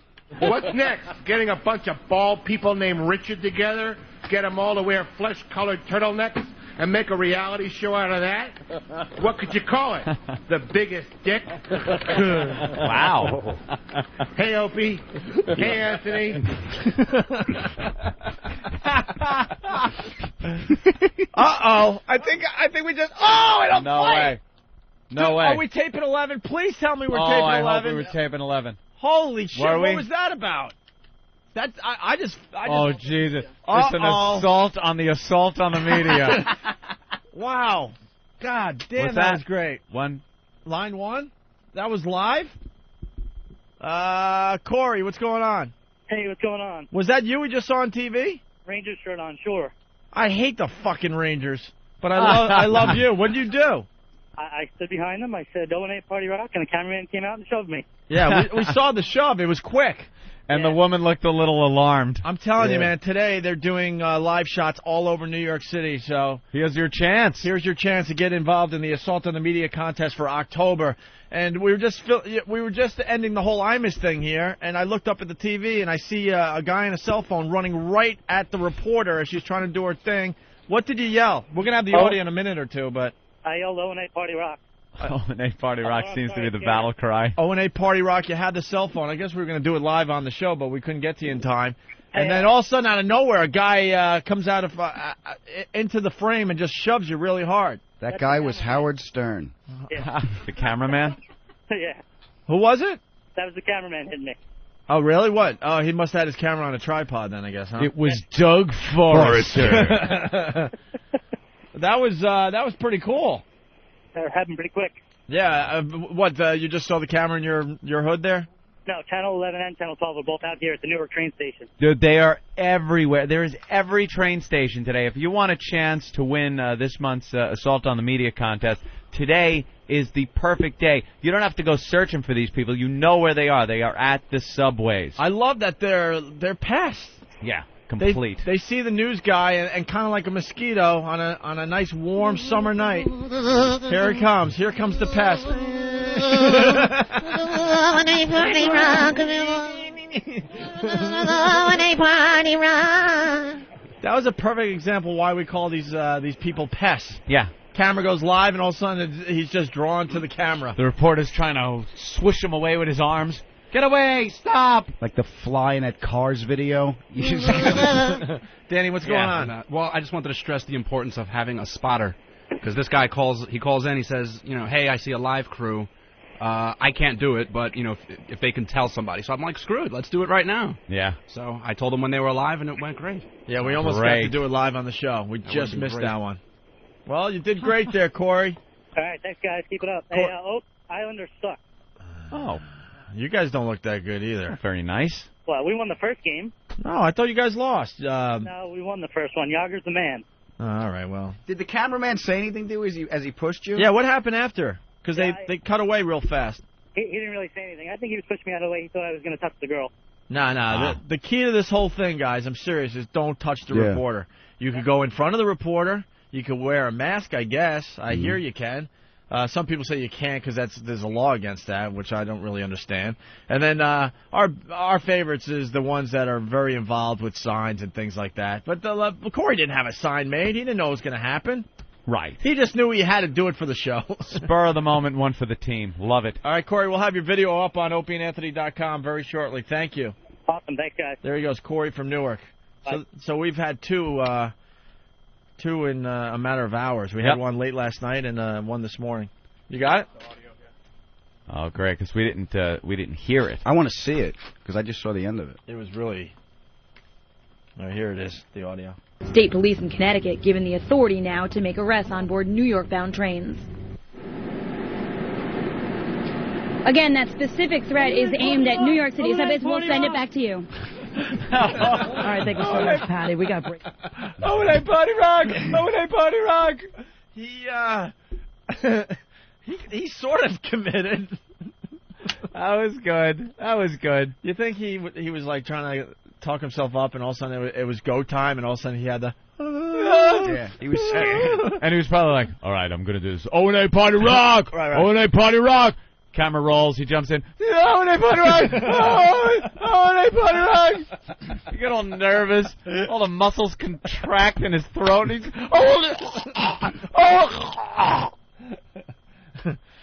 State police in Connecticut given the authority now to make arrests on board New York-bound trains. Again, that specific threat is aimed at New York City. We'll send it back to you. So excited. Patty. We got break. That's a guy that's very nervous and trying to yell at the same time. Yeah. Fantastic. All right, right on. Another pest did their job today. There should be 10 of these today. There really should. Easy, the opportunity is out there. Well, they're mobilizing, so we'll see what happens. The pests are mobilizing, so it's the Assault on the Media contest for October. And where's the other one that we might as well play the other one that came in because we got new listeners checking in. Yep, all the time. This is the early leader on the Assault on the Media contest for October. This video is up on opieandanthony.com as well. Bill, this started in Iraq when 3 insurgents were captured by American authorities, and one of them told the interrogators a story about a plan already in place, he said, to plant explosives on the New York City subway system. Now, that plan is already causing the mayor to ratchet up security and tell commuters to watch out. He was smooth, though, man. He wasn't like Arthur Chien where he turned around and cursed. He looked at him like, you son of a bitch, but continued with his report. Yeah. I think that was Joe Dolan or something like that from Channel 7. So the winner of the Assault on the Media contest for October will win the MiFi. Also what? A day with Opie and Anthony. And what else, Don? Probably Gamefly. Subscription. Anything else? The prizes have to get better. We're working on it. The guy just got pushed. Yeah, the guy just got pushed. I know. I mean, October, November, December. Physically assaulted. At least give him an Islanders schedule. These next 3 months are huge for XM satellite radio. Huge. So I'm thinking if we get the prizes a little better, we're going to get even better assaults, which in turn will get the name out for the show, which will add to the subscriber base, and and everybody wins. Everybody wins, Don. Everybody. So, all right, we'll be adding more prizes, but there's your early leader, and the video's up on opieandanthony.com, okay? We're about to say goodbye to another bit, the movie trailer bit, Anthony. I'm trying to clean up some business here. What? You know, the Opie and Anthony movie trailer thing? Oh, right. Well, Steve, we should get Steve in here. These are the last 2, I guess. And then Nathaniel next week is going to give us the top 5 movie trailers that came in from the listeners. Where is Steve? Here he comes.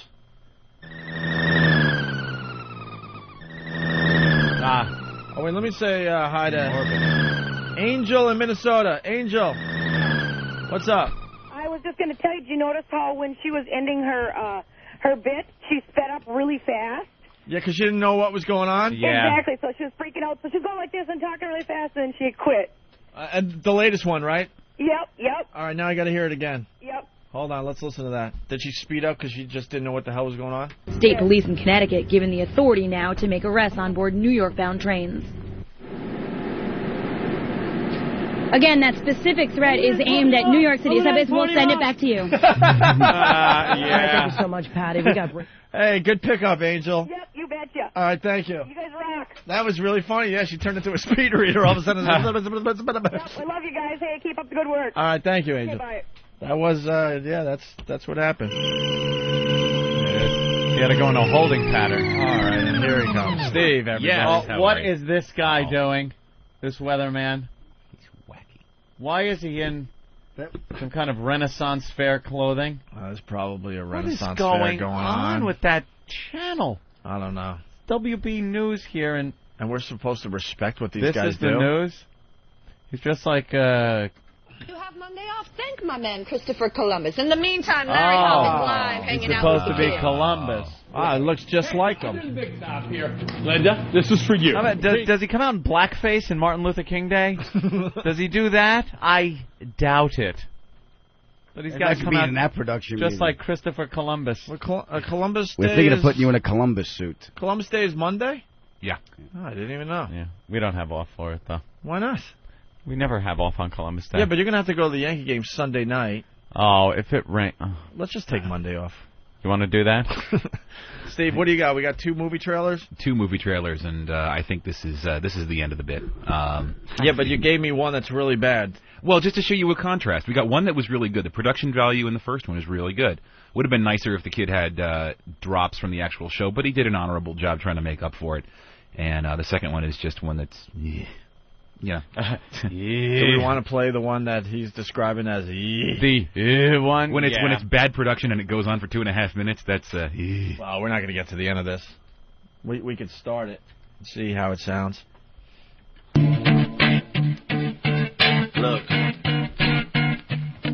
if you had one shot, one opportunity to seize everything you ever wanted, one moment that you captured, just let it slip. O&A Pictures presents a Lifetime Channel original movie. A movie about a hole. A gaping hole created by a very fancy man.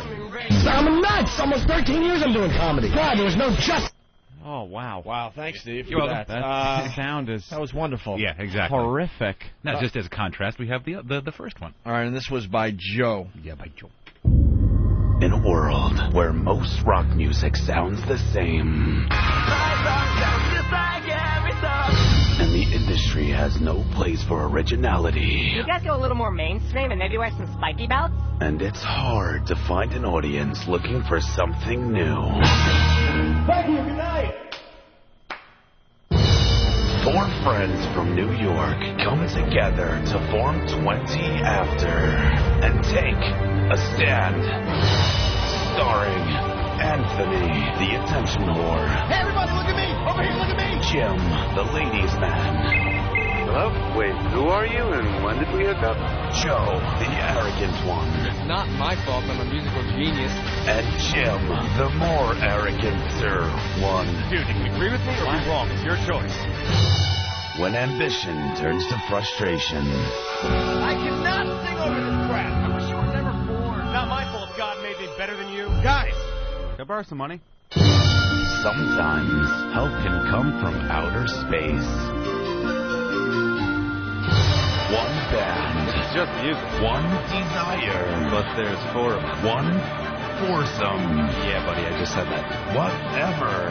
20 After. Now playing on XM Satellite Radio. 20afterband.com. Are you getting enough sleep at night? Did I miss something completely? I got confused. Are you sleeping at this point, or was I phasing out? What?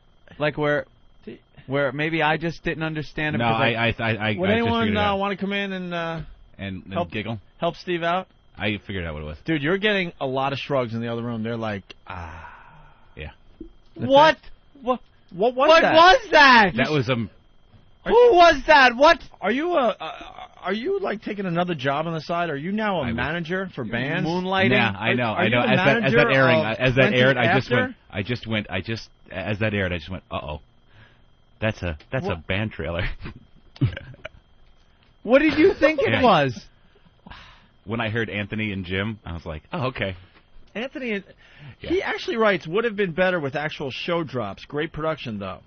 And then But he meant Anthony and Jim from this two band. other guys, Right. because then there's another Jim. Right, and there's a John. And there's Joe. a John and a Joe There's and no Opie there's two- because it had nothing to do with this show. There's two Jims, and Anthony, and a Joe. Oh, my God. Holy Steve. shit, Steve. Oh, Thank my God goodness, it's fucking Steve. Friday. What kind of... It's a Prius? What? It's a Prius, Yeah. your hybrid? Yeah. Are there studies of fumes that might be coming out of them? coming There might out be. through the air conditioning system? Wow. Yeah, that was bad.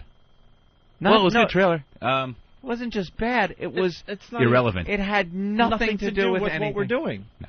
Okay. Oh, my dear sweet Jesus. Shit. Oh, my God. Have you eaten? Are you hungry? Do you need a trout to nibble on or something? A honey pot? What's the problem, Steve? They're laughing at you. Yeah, I know they are Don't all even turn laughing around. at you. Don't Yeah, even I know. turn around. I'm The sitting other here, room is laughing. I know. You know and what it they is? want to help you. They really do want to No, help I know you they out. do. The reality, I'm after roughly 100 of those, my barometer got completely thrown off, and I'm not even like angry. I feel sorry for you. Thank you. Thank you. I don't because like you know this what? feeling. It's you guys that tell them to email me this shit, and when you get drowned in diarrhea, after a while, you're just looking for clean air, man. You really can't even defend yourself on I this know. one. I'll tell you why. You didn't listen all the way through. You didn't listen at all. I heard production, and because I went. this is like they're supposed to be Opie and Anthony movie trailers. Right. So the first thing you want to make sure they are is Opie and Anthony. Is an Opie and Anthony movie trailer, and that wasn't. Wow. Yeah. Well, let's say hi to Jared in New Jersey. Hey, Jared, what's up? Hey, it's Jerry from Jersey. How you doing? All right, Jerry. Is Steve playing the part of Brian Wilson today? Oh, maybe that's what it is. There Steve's you go. playing the Brian Wilson character that Bartlett does on Imus's show. Steve, you retard. Yeah. Thank you. Take care. Bye. Thank you. Oh, my God. Wow. Oh, my God.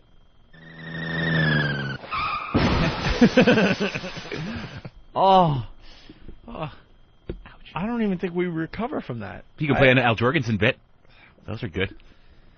All right, we'll play an Al Jorgensen bit. Make sure it's an Al Jorgensen bit. No, it is. It is. He's got three Which of them. one? You have a Ron Reagan one, and you have the marriage one. The marriage one is good. Hold on. I'm making a phone call. All right.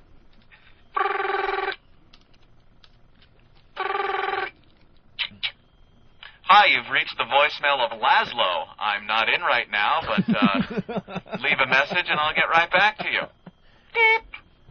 Hi, Laszlo. Yeah, it's Opie and Anthony. What are you doing for lunch today? Yeah, maybe we could go out to lunch, discuss some things. I don't want to get into any details, but there could be an opening here on the Opie and Anthony show, and we'd like to talk to you about it.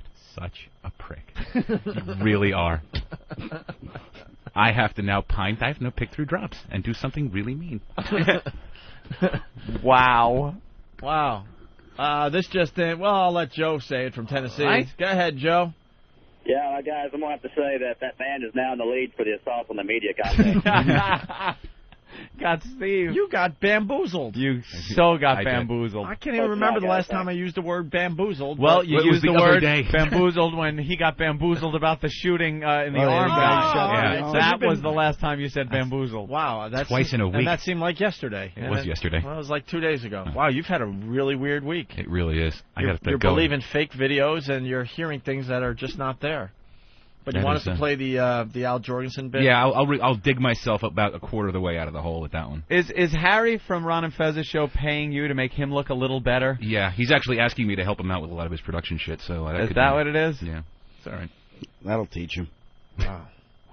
Maybe Don could do a 2-for-1 today. That's good. Need my rage pills. Steve.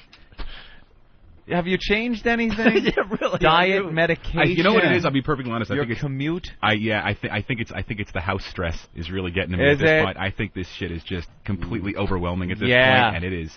It's taking its toll. So when I actually get a chance to sit down, I'm overwhelmed with like 50 crap pieces of production. I'm like, because that's a complete miss, Steve. I can't stress enough how you completely missed that had nothing to do with this program. With the project at hand. I know you were thrown. There was a name Anthony and Right. Jim in there. Yeah, that was a miss. So you heard like key phrases. Yep, heard key phrases and went, okay, that's good. Next. And production that didn't completely stink. Mm-hmm. Yeah, the listeners are very confused too. Let's say hi to Who the Fuck. Who the Fuck? Hey, bamboozled my ass. Steve's taking payola, guys. Oh, you think the band paid him off? I wish. Bands don't have that much money. He's the manager of this band, I think. Steve, what's up? All I can say is Ramon kills Steve. Holy fuck. What the fuck was that? Well, now we have to prove that we're professional broadcasters, and we gotta get ourselves out of this mess. That's all I have to say today. Jimmy, Staten Island, what's up? Ramon, get me a trailer that relates to the show. Punch it out, chicks. Oh, someone at the WB is mad at us. Why? WB11. Why? Dude's not cool. The whole shtick is to attack media vultures who attack victims. That's funny. Attacking this kind of live shot isn't. Doesn't prove a point. We're all rabid O&A fans, even the reporters, but it's hard to defend you on this one. We don't need to be defended. We don't need to be defended. And the thing is, it's not just to attack the vultures who attack the victims. This is an assault on the media, not an assault on the media that is attacking a victim. It's any live shot stand-up that's anywhere, because the news itself has just become this fear-mongering. And here's the reality: there's a big monster. Here's the reality too: there's a big subway scare story happening today, right in New York City. Yeah, they're not giving us any real information. No, this is they're more. Giving us nothing. It's easier to scare us. It's easier to scare us with the way they're doing things. It's funny. It's like it's hard to defend you on this one. Well, then do a wacky story on how we're disrupting the news. Yeah, there you go. There you go. We gave you an angle. All right. Well, thank you, Steve. You're welcome. You gonna be all right? Yeah, I'm fine. I'm fine. I'm just dazed at this point. Oh, boy. He's having a really tough time. Oh, Steve, what happened? I don't know. Forget there's gas in it, but I don't need code. gas. Do you want the blue bunny suit? You got to get Henry to look at that. Let's give Steve the blue bunny suit. Okay. With the rabbit ears. Will that make you feel better? No. You can hop around a little bit in the blue bunny suit. Actually, it wouldn't. I could actually. There. No. Yeah. Oh, there he goes. Wow. Right, there goes Steve. Eric just handed me a note. He's sleepy because he's too busy getting ready to hibernate. Oh, well, that's true. The winter is approaching. He's building his den so he can crawl in and hibernate. By the way, Eric, the color could come back into your face. He panicked. He handed the note, and I said, I got a note from Eric. Actually, it was the other way. Your face turned bright red as soon as I said Eric handed me a note. You weren't sure it was going to fly, right? Oh, yeah. You thought it might fail? Oh, yeah. His whole face went red like, uh-oh. Ah, really? Yeah, but then the line worked, and then all the red went out of his face. It was like kind of a moment. All right, the wacky weatherman from Channel 11? Yeah. We got the audio. Oh, let's hear. Of the dude, I don't know, he's Christopher Columbus. Columbus. Doing the weather on the same channel that we just assaulted, by the way. But Yeah. we're not cool. Yeah. Not cool, guys. Hard to We're trying defend you on that we're trying one. to do important things this morning on our channel. Sorry, hard to take it serious. Wait, what's the exact feedback? It's hard to defend you on this one. Well, yeah, we do have fans working on a lot of these. We like the guys over there. This has nothing to do with us not liking you. They've thrown us on a few times Dude, over the years. Not cool. Yeah. The whole shtick is to attack the media vultures who attack victims. That's funny. That's not attacking this kind of live shot isn't. But that's never been the goal. No. Goal is to attack the media. Yeah, to get our stupid names out there. Any live shot is fair game. So more people listen to the program. That's it. That's it. Dude, we had an assault on the media when they were doing a story on rape, okay? Right. Yeah. But that was cool? I didn't see the instant feedback coming in from that guy saying, hey, that's not cool, dude. Because it wasn't the WB. Yeah, because it wasn't their station. And you can't defend this. You can't defend yourselves at this point. You got a guy dressed as Christopher Columbus, badly, I might add. We couldn't even tell who he was. Did they even have razors back then? Maybe you get a guy with a little stubble or a little beard. Give him some scurvy. He had a long voyage. I don't think he was shaving every day. Isn't Arthur Chien over there? WB11 now? Oh yeah, I think he is over there now. So hey, email me back or instant feedback me back. Guy from WB11. Let me know how the Arthur Chien thing is working out. All right, so here's the same station that was just assaulted by one of our pests doing the wacky weather with Christopher Columbus today. Rain, the heavy rain actually reaches us overnight tonight into tomorrow, and tomorrow is a washout. One man that always looks hot, completely hot from top to bottom, Christopher Columbus. And if you have Monday off, you can thank this. Buongiorno, Bella. Buongiorno, Bella, man. Oh. Oh, my God. And I should just stop the tape, because now that guy is looking really bad on the instant feedback. Your point has You're trying to just defend fizzled. your TV station? You got a bad, whatever point you may have had. stereotypical Italian doing the weather for you today? It now looks like a balloon that you've blown up and then let go. Right. That's his point. Not cool, Around the room. guys. Not cool. Not cool. But this is cool? Monday off, you can thank this. Buongiorno, Bella. Buongiorno, Bella, man. Oh. He just called. Can you How take are a you? few minutes? I'm doing better now. You're going to go back into the Nina and have a little rock of the boat, eh? Talking about banging her. Your channel's doing fuck jokes, and we're not cool. Doing fuck jokes with stereotypical Italian accent. And what we did is not cool. That would be like Martin Luther King Day with him going, how's about some watermelon? It's the same, like, level of offensiveness. Yeah. Oh, mamma mia, that's a spicy meatball. Hospitaliano. Oh, sorry, Adam. As a whole. Oh, wow. Wow. That's brutal. Well, it continues. Chris! I'm a little red right now. I'm not sorry. It's okay. Are we going to do the weather or are we going to have a little fun? Huh? We're going to have a both, baby. And if you're in the Nina, we'll talk. Do some weather for me, baby. Sounds good. Okay, today we got a periods of rain. It's a heavy rain. It's a coming like this. It's a coming like that. It's a coming like that, all right? It's a 75 in New York City. We got 71 in Bridgeport. Out of the island, we're already going to tonight. Okay, yeah, slow down. We got 62 in Mauritius. 64 down in New York City. I sounded like a Father Guido Sarducci, but that's okay. And we got the 5-day forecast. Let's go. Christopher Columbus. Be careful here. It is awfully rainy. You know, we normally give our guests an umbrella, but I've got something special Oh, what for you. happened? It's going to be a rainy weekend, and then we're clearing up by a Friday. All right? By a Friday. Thank you for coming by. Anytime, You Melinda. are fabulous. Thank you. If you have Monday off, thank my man, Christopher Columbus. I can't believe we got a German Pope. What happened? What happened? You know, dude, that's not cool. The whole shtick is to attack the media vultures. What are you doing? They're yelling. This is serious stuff. There's a terrible threat in the subway. This does not prove a point. We are all rabid ONA fans, even the reporters. It's tough to defend. You want this one here? Very tough to defend. And none you think we could defend you on this one, Anthony and the Opie. What do you do? Why do you bite the hand that feed you? This came, It's going to rain Saturday. That report came seconds after we got the email from the WB newsroom saying that it wasn't cool to attack their station. We got you, buddy. Dude, stop it. Stop. What is going on? What is going on? They have puppets. What is this now?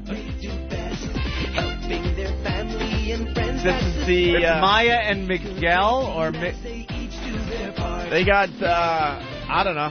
They're life-size like puppet things with people in the costumes dancing That's around. not life-size. They have huge heads. Bigger than life. Huge heads and huge feet. See, they're doing the important stuff on Channel 11 this morning. Does a reporter stand there and look at this and go, yeah, I'm proud to be part of this news organization? Right. Oh, my God. Anyway, there you go. That's the important stuff they're getting done on the station we just assaulted. They had a Mamma Mia, There's the Clouds Are Coming In, right, and dancing puppets with on huge the stage. heads. And meanwhile, there's maybe bombs being planted on the subways. Right, there you have it. Let's say hi to Tim. What's up, Tim? Hey, what's up, guys? Hey, Tim. I know Bella's Italian, but I'm pretty sure Bonjour is French. I think the reporter's just an ass. He messed up. He said buongiorno? He didn't say Bonjour, Bella. That's French and Italian, isn't it? I don't know what it is. Don't make us go back to that, please. But he said Bella. All right. She just repeated what he said. Wow, man. Wow. Wow. What's going on, Ben? I see a lot of people. A lot of people. They're just taking the Oh, they're from Colorado. They just stopped by for a few minutes. What's up, Colorado?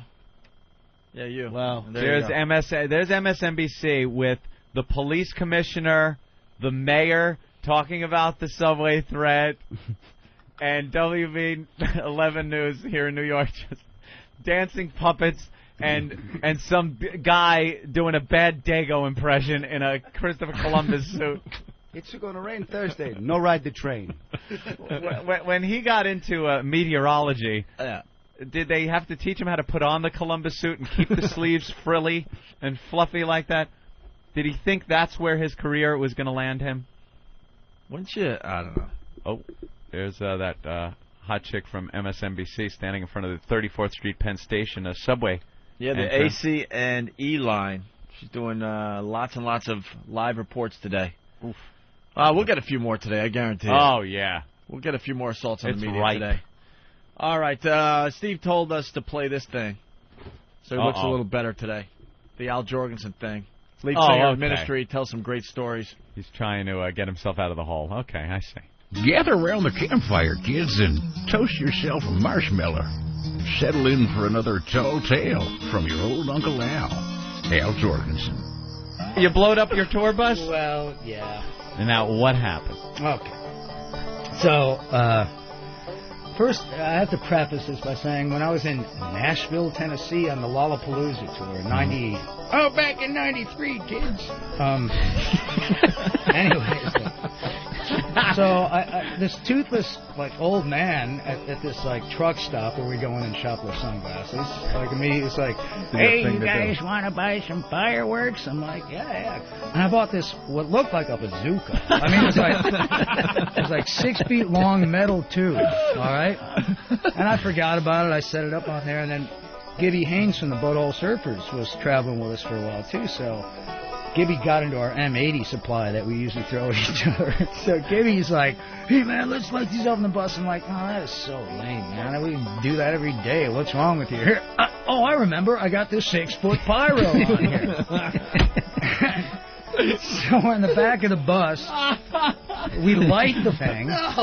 And this thing, the guy told me, I remember the toothless guy told me it's supposed to make like a pirate ship in the air or something. It's supposed to make this galleon with multicolored. So we light the thing in the bus while we're rolling down the highway between Houston and Dallas, right? So we light it, and I'm laughing. I'm thinking, all right, we're going to put it out, okay? I'll light it and just freak everyone out a little bit. Greg, just gets down on one knee at the very back of the bus and aims it for the front of the bus. That's all you can do.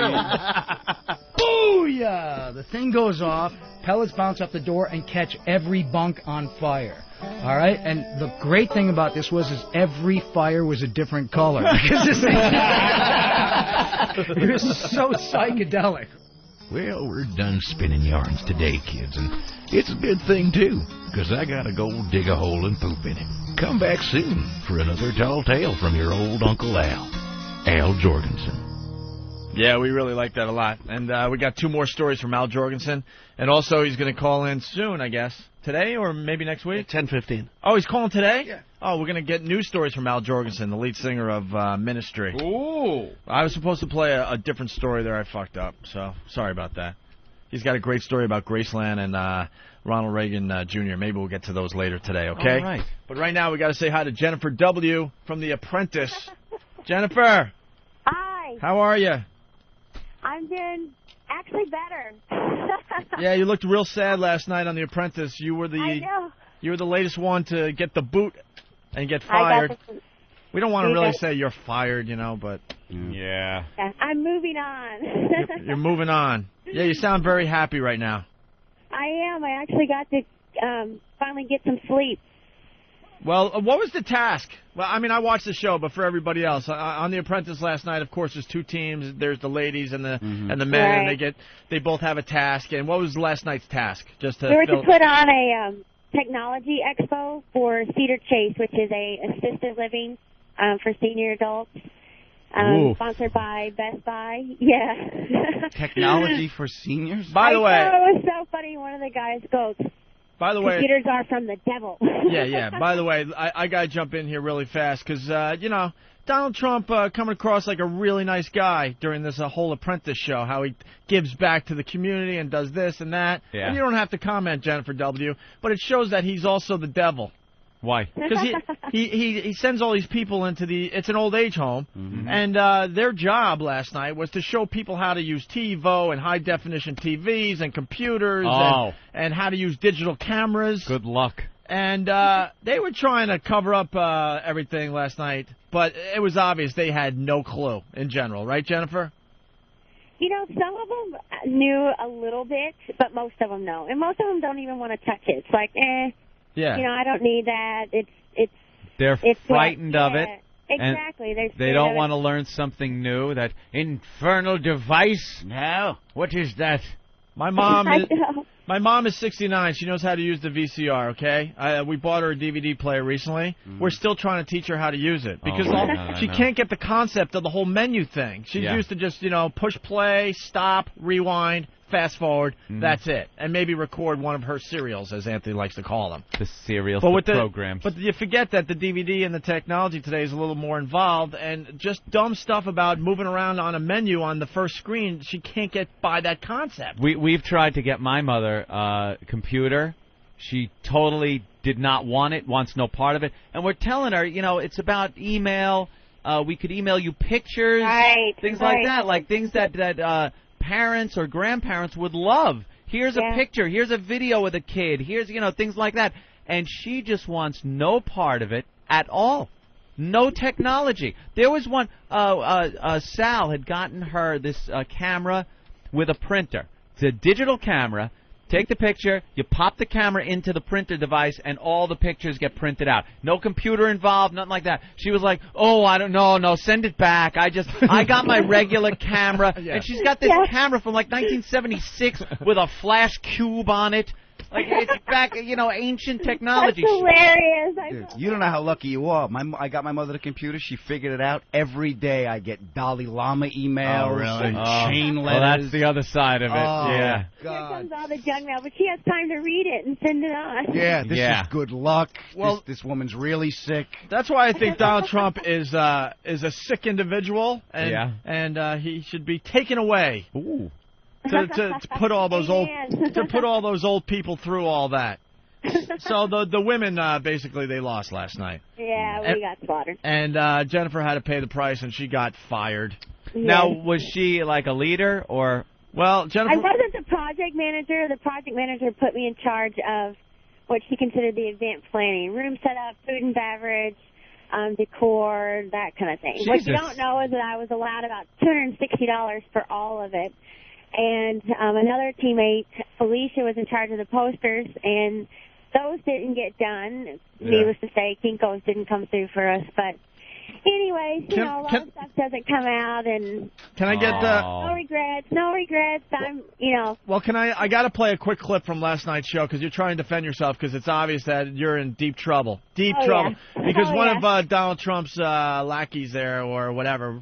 The blonde, I don't even know her name. I'm watching Carolyn. Yeah, she looks like a real, Oh boy, you know what I'm gonna say. Like right? Instead of the last initial being M, it should be C, right? She looks like a real. Anyway, she basically saw your presentation and said there was nothing going on in the presentation, no balloons, nothing. Oh, you're talking about Carolyn. The blonde. The blonde that is one of Donald Trump's people. Like the evil blonde. See, she comes in. It out for me. She was ruthless. Yeah, but she looks like a real, Jennifer. So basically, her job is to go and see how the group is doing and to report back to Donald. And basically looked at Jennifer like, you were in charge of making a nice presentation here, and there's nothing going on, no balloons really, nothing. So then Jennifer tries to defend herself in this clip from last night. It's quick, Jennifer, because I know you have to leave. Hold on a sec. I think the reason this test failed was because there was nothing to this presentation. I thought the place was very dry, it was very drab, the food was horrible, and there was nothing that really drew you in. There was not even a sign that said technology exposition. There was nothing. It was boring. You thought everything was fine? The reason why I picked what I picked is I spun off of my grandmother. She loved cake. That's why I chose that. I picked cookies because I knew that some people wouldn't like cake, and they'd probably want something easier and just handheld. And I even had sugar-free cookies for the diabetics. I made sure that I did that. No offense, Jennifer, but you're explaining this to Donald Trump that you did the best you can. You got cake, cookies. I gave the old people the cookies. Don't make a maniac out of me. I know. What's so funny is when she makes that comment, my answer was to something that George had said earlier in the boardroom. But, of course, the way they edited it and pieced it together. Yeah.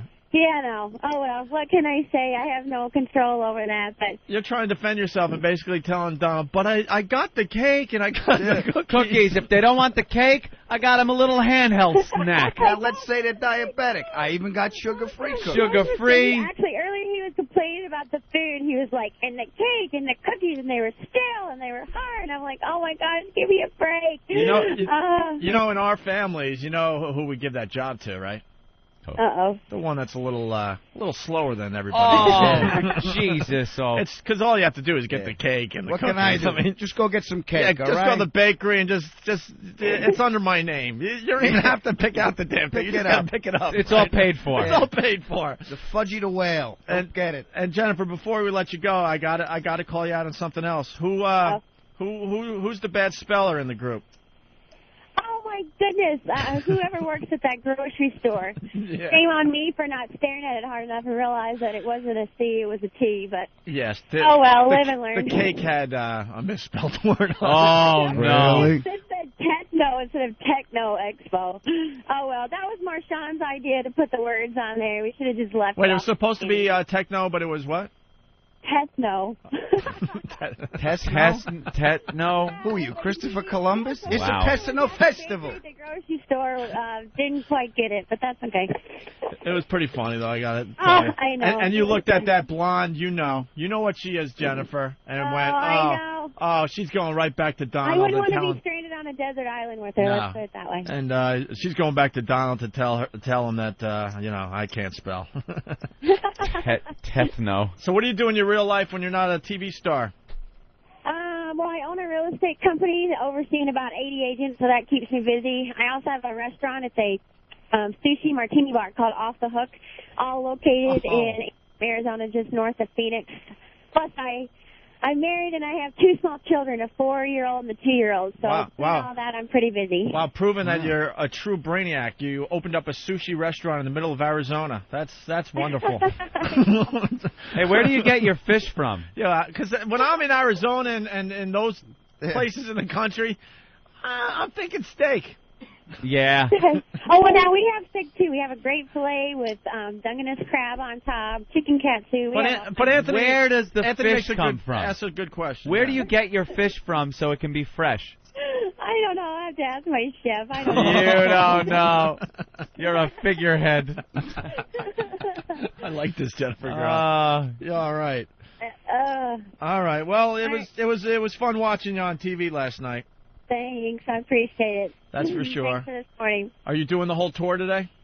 Oh, yeah. I'm at the news station right now. They're getting ready to put the microphone on me. So here we go again. Flashbacks. What station? Do you see Christopher Columbus walking around? What station are you doing? We'll all watch you on TV now. It's Channel 12 is the NBC affiliate here in Phoenix. I think they're going to satellite it into the Today Show. So stay tuned. All right, we'll turn to the check you out. We'll turn to the Today Show. Could you say Opie and Anthony rocks? It rocks. Opie and Anthony rocks. No, I mean when you're on live TV, you silly goose. Oh, not now. Yeah, do it. Just say Katie, because if Katie interviews you, she's a really good friend of ours. Just say, hey, I was just on with Opie and Anthony, and they say hi. Yeah, she loves us. It'll just get everyone all loose and ready for the interview. No problem. Will do. All right, Jennifer. Good luck to you. Thanks. Same to you. There she Bye. goes, Jennifer W. She was kicked off The Apprentice last night. For not having good enough decorations at an old folks' home? Yeah, Is that pretty much what it boiled down to? And a misspelled cake. Stale cake. And stale little cookies. But this was supposed to be her expertise. Where was it done? See, I am a little curious about this. See, if you've noticed, the whole gag here with this Apprentice interview that we've done last week and this week is Opie actually watched the show. I haven't a clue. So I asked the questions, but now you've intrigued me a bit, and I'm curious. Well, let's take people inside what we do on this program here. All right. Quite frankly, The Apprentice, I could take it or leave it. I'm not going to lie to you. Okay? But, this is good for the show. Get some big stars on the program. So I told the fine folks in Washington, look, this is what we'll do. I'll watch the damn Apprentice every week, and I'll give it my all. Yes. And Anthony's not going to watch it all. I won't and watch I'll tell you why. Second. Because now you're like Joe Listener that didn't see The Apprentice last night. Right. So you helped me make it interesting for everybody out there. And I might come up with some questions that they would come up with. So now here's the questions. Yes. Yeah. What do you need to know? Because now I'm a little intrigued. Thank God for the DVR, by the way, because I woke up at 5 this morning and watched The Stupid Apprentice. Yeah, you gotta as love I'm it. drinking coffee. Gotta love it. Anyway, go ahead. The what was the atmosphere? I know it was an old folks' home, but all I ever picture of that is that little meeting room they have, that the bad furniture, social room, whatever they call it, table. with the plastic school chairs, and some poor comic that's got to go up there and do an act. That's where he does it, and that just with cheap streamers and hey, learn about technology. How would you make it look good? How would you make something like that? Well, the guys, they got balloons and stuff, and they just jazz balloons for technology. That's like what you would bring if you needed to bring technology to a retard home. It's like an expo, though. It's like, you want to make it look, the presentation. We've been to some of these XM events. They have a good presentation. Yeah, I don't think I've ever seen balloons. Dude, it was really funny, though, because it had to have been with old people that could give a shit about technology. They don't care. You know what? It was like a dream come true, though, because all of a sudden they're going about their day. Just one day leads into the next day. Yeah. Time is a bitch, as we all know. But how do they're at their end of their lives. Yeah. Waiting for bingo.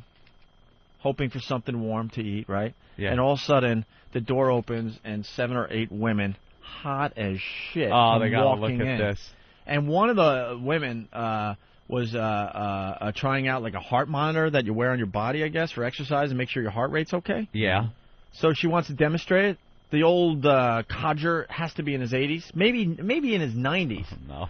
And all of a sudden she gets on the floor and starts doing push-ups right in front of him. Of course, because it makes for great TV. They're right on the old man, and he is basically drooling like, holy shit. I remember that. I haven't seen that in a good 50 years. Since the Kaiser was the guy is losing in his mind. And basically, the old men were just flirting with the women the whole time. They could care less about high-definition TV. But how do you figure out who wins? I mean, at the end, like if you sell enough money, whoever makes the most money wins. How do you know? I guess in this, are they like rats if Grandpa makes it through the maze?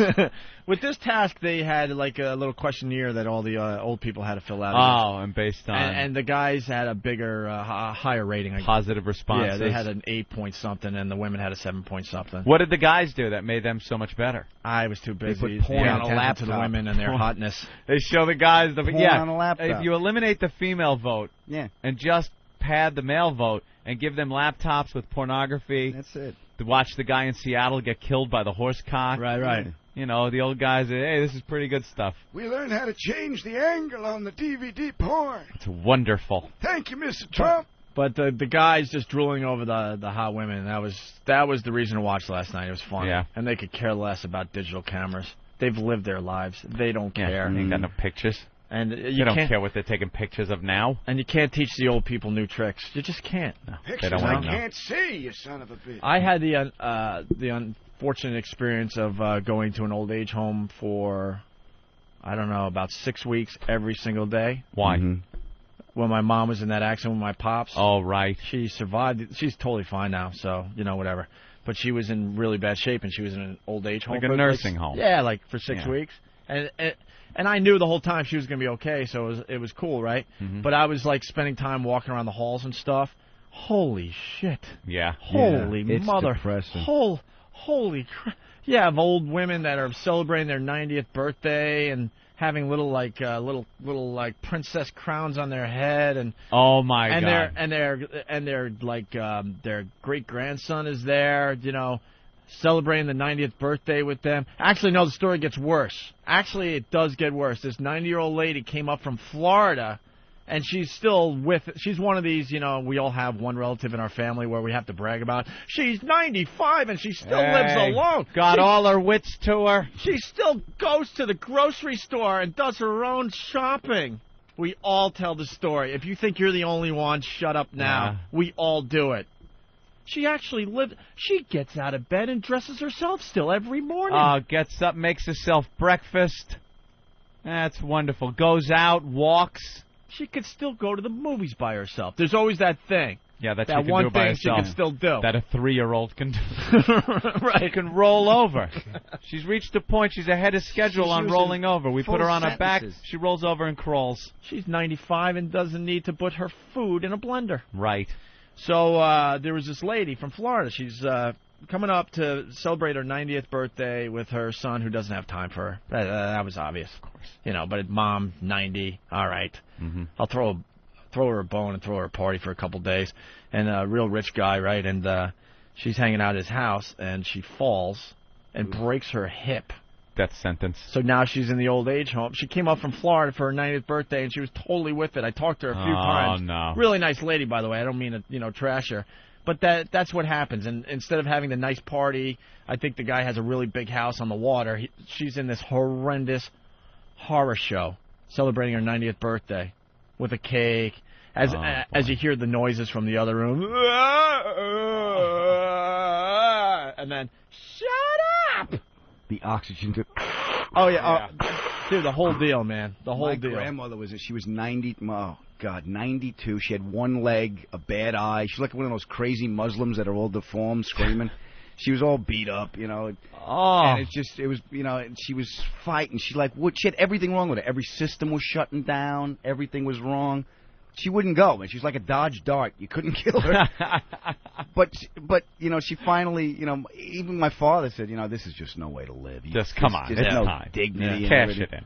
And then my grandmother, when she finally passed away, her last words were, "Fucking finally." Is that true? Yeah. She actually said, "I just want to go." Anyway, just to finish up, so, I was coming and going every day, right?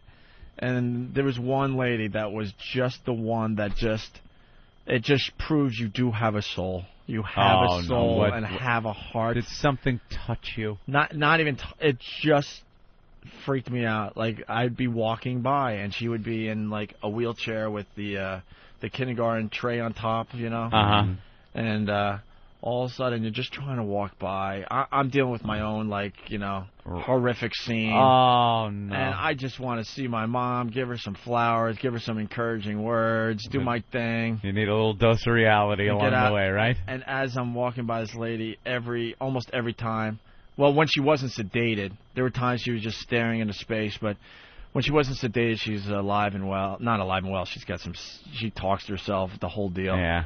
And as I'm walking by, she's like, "Help me, help me, help me." Oh. Help. And if that's not bad enough, she grabs on with that old lady strength. The old lady strength. Bony fingers. Now all their strength goes to those little translucent bony fingers that you can see her pulse in. Now she's grabbing onto me, screaming, "Help me, help me, help me." Why'd you get close to her? Yeah, the hallways. That's where they hang out. They don't want to be in their room, so you go down the hall, and it's just horrific scenes all around you, on the left, on the right. You don't know. You're waving, you're saying hi, you're doing what you can. Oh no! And she grabs blinders. And then the people that work there, at this point they've seen it all. Oh, they don't care. They're at just all. Screaming at her like whatever her name is, Mrs. Smith. Let him go. Just screaming, and I'm like, oh, it's okay, it's okay. No, it's not okay. Let him go. And just she's screaming, "Help me, help me, help me!" And I'm dragging her down the hall because the wheelchair is. Get off me, old bag! You didn't even stop. You just kept walking. Keep walking. She's on wheels. Who cares? No, the first time I stopped, and then I help you with what? Right, yeah. Sounds like a logical question, and then it had something to do with Martians and the mole people. I don't know. And then then it got to a point you just try to keep moving forward. It's just what it's like in those places. And the wheelchair is moving with you. Dementia and. I did a job once when I was doing air conditioning in one of those old folks' homes, and there was a man in a wheelchair, and all he did the whole day, he sat there in one spot just going, "Help! Help!" yelling it. I guess that's what they do. Help! And the workers would just come over and say, Mr. Johnson, stop it. Stop it. And I was talking to one of the girls, and I said, what's his story? She goes, oh, he was a gym teacher for many years, and, he just slowly degraded, and now he's sitting here probably having flashbacks that there's not enough soccer balls for his students or something, and just yells help all the time. Really? And he looks all troubled. It's just old people have that sad look like, oh, it's over, Johnny, just waiting. Just waiting. It's like the Grim Reaper has an office, like a doctor's office, and they're all in the waiting room. They're all in the waiting room, ready to get the call, the name. Mrs. Smith, the Grim Reaper will see you now. Right. Here comes the light. And you just know. Start walking. You're in the waiting room.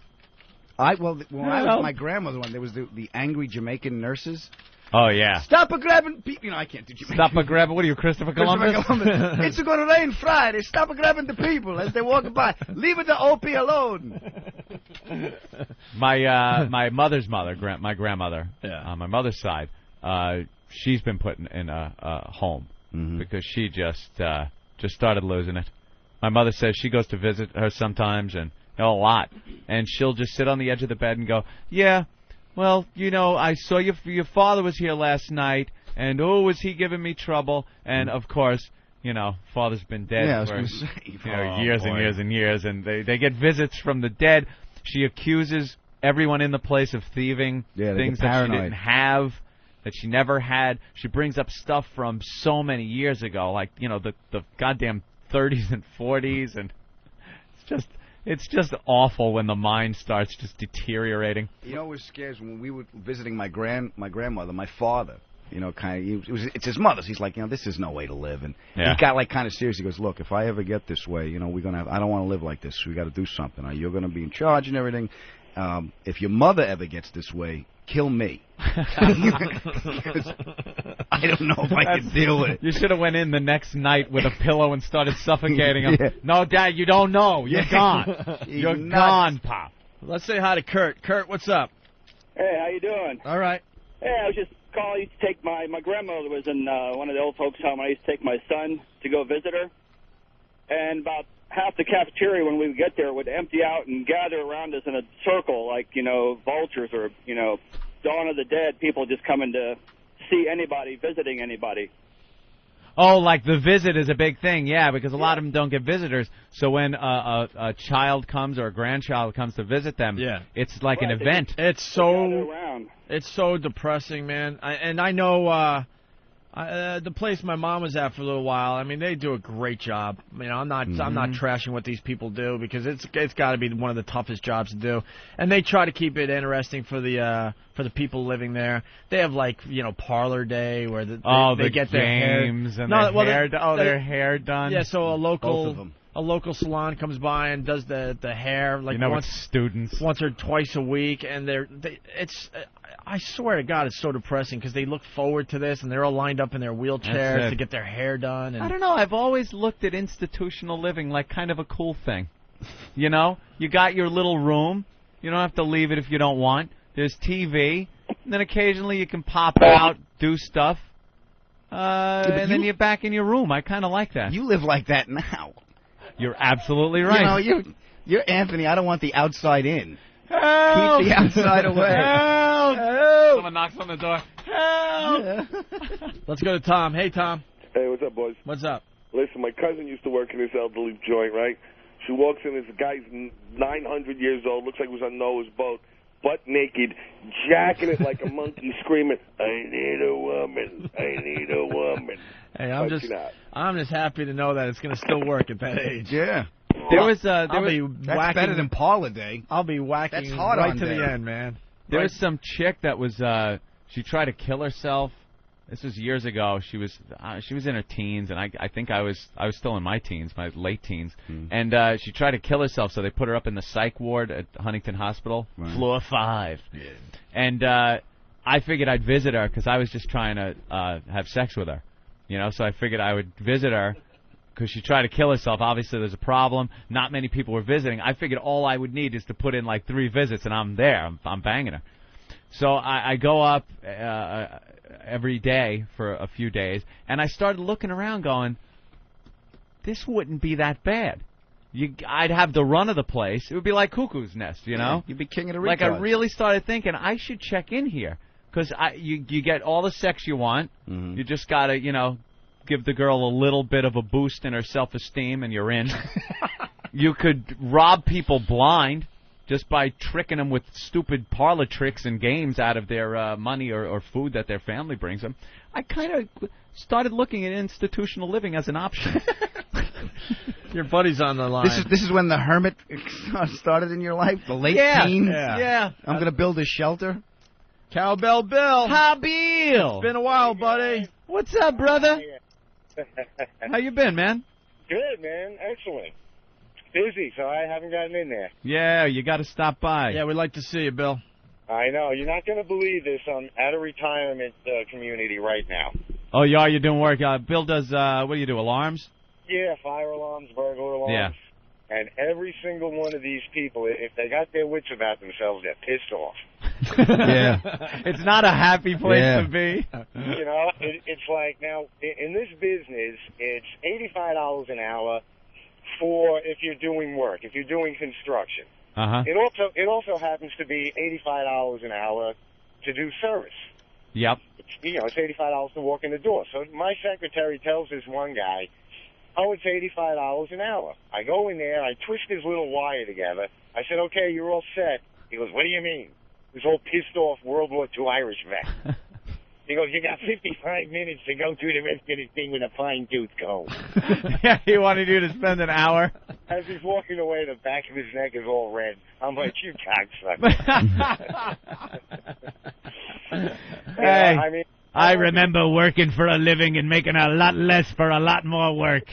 Oh, I don't get all of that. The company I sub from gets most of it. Yeah. All right. But, yeah, man, they're all pissed off. I actually befriended this one lady. I was working in his place for like 2 weeks. Every day, hi, Bill, how are you? Oh, okay, I'm doing fine. Within 2 weeks, she's accusing me of stealing money, going to management, going into her bag and taking $5. That's why no one visits, no one comes in, and no one's nice to these people. That's it. You go in, they're like, hello, fuck you. And then you become friends with them, and then you're the guy that's stealing. Yeah. Oh, man, is that fucked up. Targeted dementia. But if you're going to be in that place, I'd rather be nuts and be in that place than be sane and be in that place. Yeah, that would drive you crazy. All right, Bill, get your ass in here one of these days, man. Yeah, I'm going to go sniff a few dirty diapers. All right, Bill, thank you. Bring that $5 you took out of a purse. Cowbell Bill. Chris in Michigan. What's up, Chris? Hey, boys, I just want to say I love the show. But, I used to work for a home health care company, and all we did was we delivered oxygen, hospital beds, set up supplies for these patients in the nursing homes. And the first time that I had to go through there, I walked in, and the stench of death, it was terrible. Yeah, it's like that old people urine. Lysol. Disinfectant, all in one. All of them are trying to cover the other smell, but they're all coming through. The reality is, when you get that old, there's parts of your body that are already dead. Yeah. It's dead. And I'm not talking about hair. They're just rotting away. Yeah, there's parts that are just dead already. It's like an odor parfait. Yeah. Stacked up, just all of them together, each individual you're smelling. Rob in New York, what's up? Yeah, good morning, guys. Morning, Rob. Do you remember the Lake George cruise ship that drowned them all? Yeah. Right. I mean, normally that's a terrible tragedy, but like Anthony said, these people live their lives and they're rotting in the hallways. Maybe that should be a mandatory thing for senior citizens. You take them out on the boat ride that never comes back? Yeah. All right, get on the ship. See you later. No, it's weird. They're reenacting what the conditions and Yeah. They're doing a recreation with the actual boat to see with the weight of the passengers and a wake and trying to tip it over and putting weight on one side of the boat to see if it reacts and tips over. And they're trying to blame the alcoholic captain. Was he drunk? Well, they call him an alcoholic. They weren't sure if he was drunk at the time. They had a picture of this guy. Wow-wee. Hey, what's that? Wow-wee. Girls, to bring the hotness back into the studio. That's it. That's life. Wow. That's life. That's why we... Holy... That's why we do what we do. Is she adult film star? Jessie Jane. And Carmen, right? Wow. Carmen Lavana? Is that Carmen? Yes, of course. We're going to have them in a few minutes. Those could be a couple of the hottest adult film stars we've ever had. Ben, what's up? Hi. Because usually they're a little ragged around the edges. You know, you could tell they've been in the industry a while. Not this. Jiminy Cricket. All right, screw the old people talk. Who cares? I choose life, damn it. I choose life. Right, look what just staring us in the face. That's the I don't even know what we're talking about. We're all going to be dead soon, but not today. Lake George, blah, blah, blah. Yeah, blah, blah, very alcoholic sad. Captain, whatever. Blah, Guy's blah, been doing blah. the job for many years, blah, blah, blah, blah, blah, blah. We have nothing on that. Yeah. Great. Well, quickly, though. Yes. Before, because you got to let it wait to build up the anticipation of the hotness. Oh, this kind of ties in with something I wanted to bring up quickly. Let's bring Stephen here, too, while Anthony gets to this point. I was at the diner in Great Neck on Sunday. And I'm dealing with old people that are not in the homes. These are people that are walking the earth. I sit down in the diner, and now I'm surrounded. It's noon, Great Neck, on a Sunday. Oh, boy. So it's all just old people. Couples, old people with their families, sitting down. I'm listening to conversations because they talk loud because they all can't hear. Every single conversation, nothing but death, disease, and doctors. Mm-hmm. It was the worst. I'm trying to eat, and they are just going off about tumors and their bones cracking. And this doctor is great, and that one. And then they're showing each other. One old guy is like, and then this on my neck. I got this on my neck. And no, he's a good doctor. He takes the HMO, and it is just it. So I'm listening to one table, and it's disgusting me. So I'm talking about my girlfriend, and then to my right, I start hearing another one perking up. Oh, yes, she passed, but she was in the hospital for about 3 months. It was the cancer, and there was nothing they could do about it. We visited her, and she was just rotting away in her bed. Skin and bones, just skin and bones. And I'm like, is this a joke? It got to the point where I said there was mirrors on the wall. I said there has to be a camera back there, and this is a joke on me, because every single conversation, another couple comes in, and they're talking with the guy that runs the diner, who is standing up next to their table, talking about some nerve disease that makes them shake, and that she's got to go to his doctor because he cured it, and the old man is talking about his feet. This is a place where people eat, but old people just adore talking about disease and misery. Death when they get out. Disease, death, misery, and deterioration. Because they don't feel so lonely and alone. Because everyone's sick. We're all dying. You call my house, you call my mother's house after 10 o'clock, you know how she answers the phone? Who's dead? Who's dead? That's how she answers the phone. Hello? Who died? Can you come up with something else, especially in a public... I don't care if you're sitting at your house, talking with your husband or your friggin' children about your god-awful, fucking, disgusting old diseases. It starts at 60.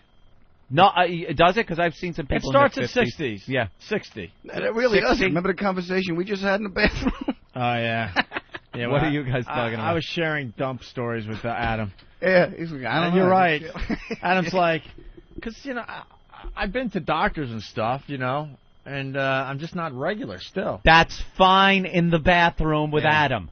You're true. not sitting at a diner talking about psoriasis. But then we're bragging like he's regular. He does 2, right? Yeah. I used to do 3 in the morning. Yeah. Like clockwork, right? It was like clockwork, but with the stupid morning radio stuff, I don't know. I don't know which way's up sometimes.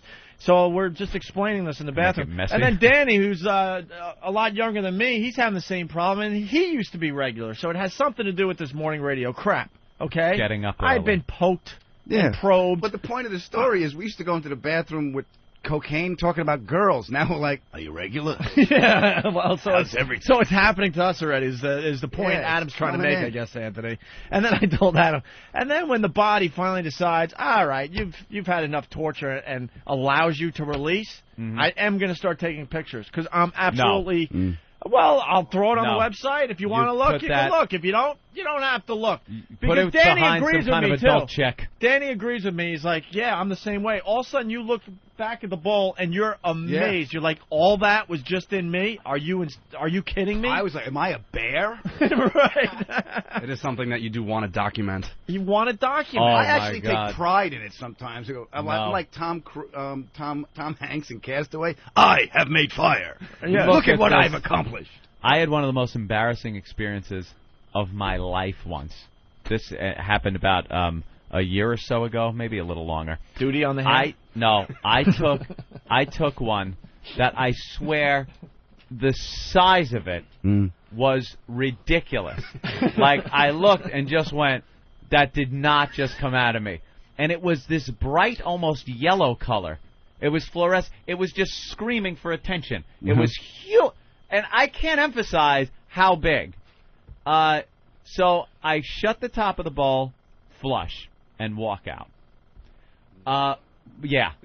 My girlfriend's mother walks in after me. She shuts the door. A couple of seconds later, the door opens. She goes, well, there's something in there. Like, she didn't want to say anything or something. I'm like, okay. And then I go, uh-oh. So she leaves the bathroom. I walk in, lift it. This thing didn't go anywhere. This didn't budge. It was sitting through a full flush exactly as I left it. That's a fine flip the bowl open. That's a fine how do you do? It was so embarrassing. And I didn't have a plunger, so I got like a rolled up Daily News, and I'm just trying to bust it apart. It was so completely embarrassing. Mine at times gets so packed. So when I finally release, it looks like an old barbershop pole. What? I hope not red and white striped. No, but you can see individual meals, basically. Really? Oh, no. Am I the only one? No, I love that. When you just by taking a look at your log, you could figure out when your body stopped processing one meal and started working. Gave up on that one. Oh, that's funny. Oh, I'm like... You're shitting a timeline. Oh, without a doubt, dude. I'm like... Wow, so it takes 2 days to release a burrito after you eat it. Nothing scares the shit out of you like an undigested piece of red pepper, though. You look, I'm bleeding! I'm not. A chunk of flesh. Oh, that's right, I had the red pepper. And some salad, some little green bits go out in there. And it's a great way. Spinach, too, scares me. It's because it's like green and stuff. Of course it is. It's a great way to keep track of your diet. You go, I was obviously eating bad right in there.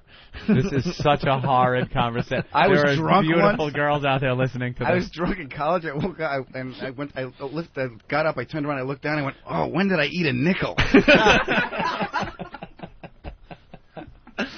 Now I swear to you, at home, anytime. Yeah. I flush, wash my hands, and then take another look. And then get back. Yeah. And then take another look. And sometimes I'll even flush again. And I usually do, even though it's empty, flush again. Because sometimes a little milk dud hides like a moray eel in a cave. It hides where the water goes down. And it'll be sitting there until some reason, I don't know, the midday sun heats the water up, it changes the fluid dynamics, and here he comes forward. Hi, I'm back. And it goes bloop. Just to float around in there. And that's something you don't want a loved one seeing ever. You just don't want. The big one was so big and ridiculous that it just overpowered everything. But the little ones there, that's just. All right, listen. I'm going to go out on a limb here. Go ahead. But what the hell? I say we have a dump contest between the boys. No. Who's in? I am in. No. I'm in. No. I'm so out. I'm too regular to win, and that ain't me. Come on, Ant. No way. Are you, I'm not. You could come back just to bring in your dumb pictures. No, Jimmy would be involved. Jimmy's going to be with us most of next week, so he'll be in. You need a warm-up period to do the eating and not crapping for a while. This is all it is. Between now and next Friday, you get the best picture of your dump. I'll only go twice. All right, so that's great. Oh, a picture. It doesn't have to be done here in the bathroom. No, dude. You just bring in the picture from home on your digital camera, and we'll throw it up on the website. We'll have a freaking little contest. All right, maybe, if it's something I can be proud of. But Who else is in? How do we know it's going to be? Because there are plenty of pictures on the web. No. You got to put some kind of proof in there. Yeah, like your name or something. The bowl with today's paper. Today's newspaper. Today's paper, a hostage shot. Your name or something. Or your hand, like, pointing at it. We'll figure it out. No one's going to cheat around here, right? Well, what do you... Cheaters. It's just mass? Whatever. You have thickness. between now... What'll it be judged on? What's the judging criteria? You have between now and next Friday to just get the best picture of your dump. That's all. There could be a skinny one that's just like a javelin. Yeah. That could be funny, too, though. Or the big, like, one that looks like a leech. Right. It's like well, it could be like originality or something. Because I'll drink like a bunch of Bloody Marys and shit in Adobe. You know, just an Adobe brick, something like that. I'll work my diet and everything for the next week. Oh, I'm going to take this very seriously. Danny, you in? I will eat onion dip for dinner every day. Onion dip. Sure, I'll be in. Oh no! This is I took mayo. one once. It looked like a cigar store Indian. Oh, who's going to come in with it had a shape to it? Who's going to come in with the shredded wheat picture? Yeah, you could screw this up and just have it look like you dumped a pot of stew in there. No, this is wrong. This is so wrong, man. I think the listeners would enjoy this. I'm so glad I got a camera phone. Who else is in? Yeah. Danny, you're in. Eric, you're definitely in. Anthony and maybe I'm in. Any of the boys? Travis raising his hand? Nathaniel? I'm going on the road. If anything happens on the road that I think is noteworthy, I'll email you a I'm picture. only turning it in if I feel it's a winner. I am not going for second place here. There will be no submission. But if I do something that is like, oh, that wins, then I'll submit. Something that looks like Barbara Streisand, something that comes just out huge. Is Steve in? Steve's got to be in. Ben, in? Hey, does a bear shit? Oh. Well, that's part of the contest. Do we want to involve like people like Stalker Patty and the Big A and stuff? Big A. Contest over. You in, Steve? Would you be involved in something like this? Ow. Motherfucking chair. He almost fell on his ass. You are having a bad day, man. He's in the sitting position, chasing the chair with his ass across the studio because it was rolling backwards. Instead of just standing up, he's trying to sit. Because I was going to fall down. Which would have been hysterical. I know, and I'm not giving you fuckers that satisfaction today. Steve, you in? Well, what's the criteria? Does it have to be like big and huge? Because I don't really have huge dumps anymore. No, there's no criteria. Oh, he's got the stapled I got stomach, stapled guts, so I don't really have them anymore. We should set a criteria. No, it's basically a week to see what you can do, and you bring in the results. Yeah, I'll try, but it's not really. I don't do the big ones anymore. I haven't for years. Yeah, and you can't cheat. You can't keep dumping over. No, it's got to be one dump. It's like American Idol, though, because some people are good singers. Right. Some look the part more, but aren't as good singers. So it's all going to be judged on the big picture. The big picture. And we got to make a pact. It's one dump. It's one dump, and no faking it. You know what you should do? Don't chew up a bunch of Snickers and mold it together and throw it in there. Everybody should have the same diet.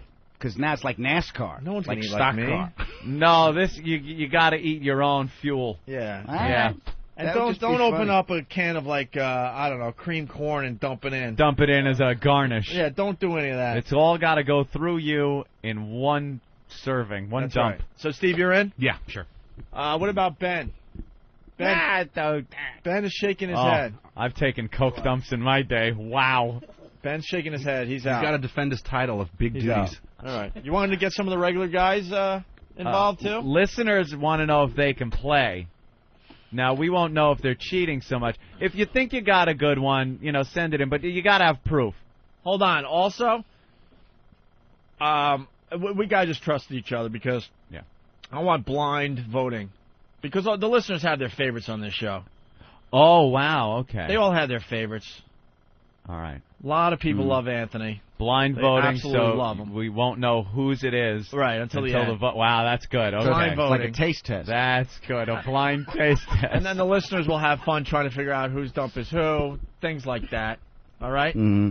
You want to get like a Pat from Menaki involved, or Like a big we'll know A? if there's like a big chunk of, if there's a big dump like next to you, 2 tickets, we'll know it's yours. It's over if people like Pat from Wanaki get involved. It's just us. You just know he's All crapping. right, maybe we'll expand Buicks. it. Round 2 will be like some of the side characters. Well, let it be the show, and then have a separate category for the listeners, and then it's the playoffs. All right. Yeah, we can do it that way. It's like the celebrity golf, and then they have the other people, the pros that play. Yeah, this isn't a pro-am event. Yeah. So a week from today, you got to get your picture in.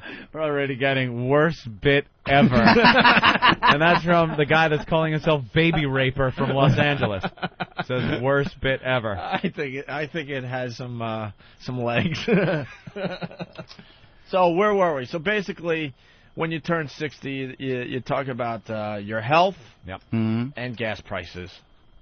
I wish they talked about gas prices. They didn't talk about gas prices in That's Designer? what killed me. It was all horrid old people disease.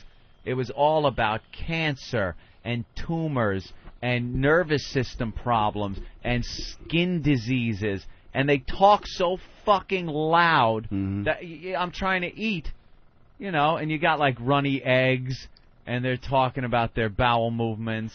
You know what I love about hanging out with old people? Because I've talked about this when we had that 2+ years off. I was doing a lot of golfing, and you golf with retirees, basically. Middle of the day, yeah. Everyone else is pretty much working. So I would be teamed up with a bunch of old guys all the time. And you just realize, unless you get that big C or some horrific thing happens to you, the body can handle a lot, man. Yeah. I was talking to guys that had their whole stomach removed, turned upside down, and then put back in them. And this guy's walking the golf course. You see these guys walk around where they had their golf shirts on, and they got these massive goiters sticking out. The goiter. We've all looked in the mirror and said stuff like, "Oh my God, what's that? What's that?" And you start panicking or whatever. But then you hang out with old people, you realize that what's that thing has to be really It's a goiter. Has to turn into something really, really ridiculous for it to really harm you. My brother's boss got the esophagus cancer. Yeah. They cut out his esophagus. Yeah, sure. And put his stomach in his back. What? I swear to you. They cut out his esophagus. What? And then What, just he shit out of his ear? And then just pulled his stomach up and put it around the back of his organs. Do that? Dude. Yes. You can't do that. You can't move shit around. He'd eat a full meal and walk around going, Esmeralda! The Bears! He had his stomach, in his back.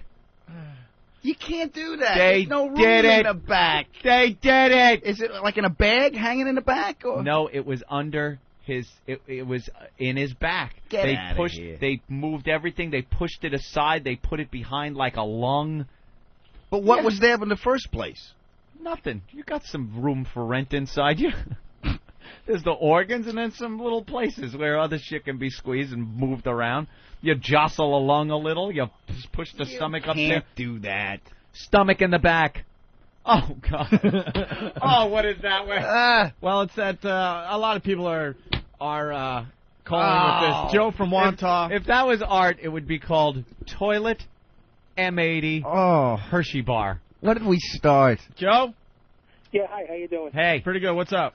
Listen, there's a website that you guys should check out. It's called ratemypoo.com. Yeah, you got to link this to opie.com. I checked this out a few times. You know what happened there? That guy, he pulled his pants down. He was bending over to sit on the toilet, and he just missed. It was like Steve sitting in a chair. He went off half-cocked, and it hit the back of the seat. No, you see that? That guy's got his stomach in his back. Yeah. Anthony, I completely disagree with you, by the way. What do you think happened there? I'm good at this thing. There's too much up top. Too much that got in the bowl and is above water level in the back of the toilet there. You know what I mean? I'm thinking the whole way he started sitting. Yeah. Then the phone rang. And then I think he got up thinking he was done and had one last blast. No way. Why not? Because the pressure's already been released. That is full pressure. Look at the splatter marks. Don't let me get CSI on your ass over here. So you're thinking that Look the at guy splatter. You're thinking the guy didn't even get his ass on the seat? That goes from pulling your pants down. Right. Yeah. You start to bend at the waist. So you're almost before there? you bend at the knees, and the entire time from that point till he sat, there was stuff just coming out. I've seen guys do this on video online. It's actually a contest. They'll go into public restrooms and try to do the messiest explosive dump they can possibly do. They won't even try to sit down. They'll just projectile poop. This is an upward trajectory. It is. Yeah, huh? yeah. This is an All right. Yeah, look at the splatter Adam's marks. at the computer checking it out. Yeah, now that's an upward trajectory. Look at that. Yeah, he was bending over to sit, and it just he didn't make it. Yeah. Well, I would have to I give think we got to get some luminol and spray for blood. I'm going to give this one a 7. You're rating it a 7? Sure, why not? That is a pretty good one. All oh, right. God. We can have some fun with Rate that My one's Poo chintzy. on your own time. All right, Steve, what are the girls going to do? Jesse Jane and Carmen Luvana. Yeah, Jesse Jane and Carmen Luvana are here. They're like part of this new crop of adult stars that like do big budget porn. They just came out with a movie called Pirates that actually has CGI and special effects in it. I personally don't get it because I thought porn was okay up to this point. But wow. All right, we'll find out what that's Trying about. to bring a little. Oh God! And what are they going to do? I the side up. It's like they're not going to do like the whole couch thing, but they'll just hang out. Go back they'll there. hang. They'll show their boobs. All right. I can't watch. Oh, that was an albino snake. All right, we're going to go to break with this fine song from Stephen Lynch, who did a great job at Town Hall last night. I think he's playing Boston tonight, right? Yep. Go to StephenLynch.com for his tour dates. He killed last night. He just started this tour for his new CD, The Craig Machine. Going back a little bit because this makes sense after all the crap we were talking about with old people and stuff. When grandfather dies, life will be strange. When grandfather dies, my whole world will change. When grandfather dies, I'll scream and I'll yell, 'cause I'll be f***ing rich as hell. So grandfather die, don't keep me in suspense. So grandfather cough up that inheritance. So grandfather Jones, hold on another day. I love you to death, but I got bills to pay. A stroke would be nice, disease would be cool. I'll scatter his ashes in my new swimming pool. I'll party with Hef, I'll dine with the Queen. So what say we unplug that machine? Oh, grandfather, die before the fiscal year. Oh, grandfather, I wish Kevorkian were here. Oh, grandfather, fly, just take your final bow. Oh, grandfather, die, family hates you anyhow.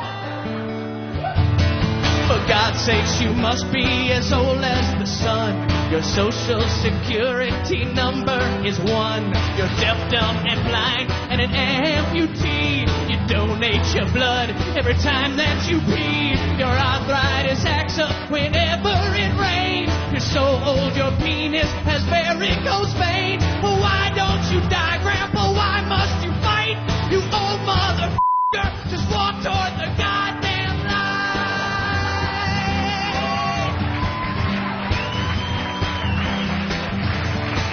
Walk toward the light, old man. Walk toward the light, old man. It's all over now. My granddad is dead.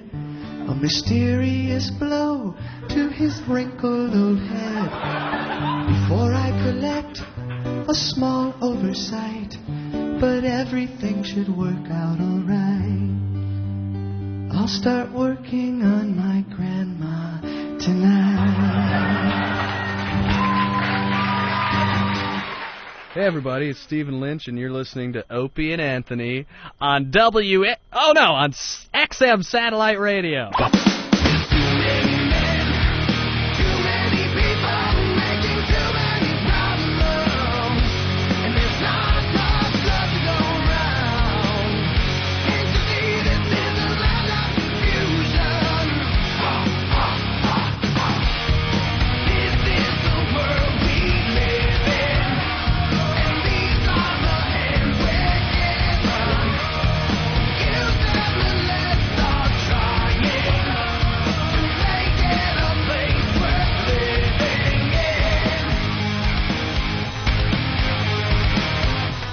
All right, you're checking out the Opie and Anthony program. Are we getting anything done today? I don't know. They're on Fox News, Opie? Yeah. there has been a live shot. They just keep the camera on the in front of the BDFV entrance. It's at 6th Avenue and West 47th Street. They just have been watching people go in and out of this subway station. There's a camera. It looks to be elevated a little bit. Yeah, it's a split screen. You got the news reader on the left, and then you got the live shot on the right of the subway. Yeah. So, yeah, you could get a couple WOW signs All on right, or Opie and Anthony signs. I will personally give $100 to the first person that shows their ass on that camera. Just go down, pull your pants down, and show your ass on that camera. I will give 100 too. All right. Adam? $200. All right. You have to. It has to be seen by us. I want to see ass on that camera right there. But you have to take a Sharpie and write Opie and Anthony on your cheeks. No, I Dude, think half we'll our know staff if someone shows their ass that it's going to be us. Half our staff just left. They just left. What are they just getting ran paid out. around here? And none of this quick fucking half a cheek. I want a full moon. Full moon. Can he? He's got to get a WOW sticker or something. Just because, you know. Yeah, cause it's one of our, if it's one of our guys, then he's going to have to get a WOW sticker Yeah, too. or something. All right, first person to do it. Someone might beat Danny. You know, he should keep his ass on there too until they have to cut away. Someone, yeah, tell him that. Let's see if someone beats Danny. Danny's hairy ass will be hysterical. Wow, That's we're funny. never going to grow up. No. I mean, after the 20 minutes we just did on shit. Yeah. I know. We're doing duty jokes and... Jokes, it's a contest. Yeah, well, now it's a contest. Now it's serious stuff. Yes, Ben? Girls? Yeah, let's get the girls Beautiful in. girls, Kit Kat Club. I'll give you 500 if one of the girls goes. Oh, my God. Danny's already out of the elevator, out of the building. Great. He ran out of here. He's no going elevator, down. He's getting waxed. Hopefully He's they'll running. just hold that shot. Jesus. Hello, H. Christ. ladies. Jesse Jane and Carmen Lavana.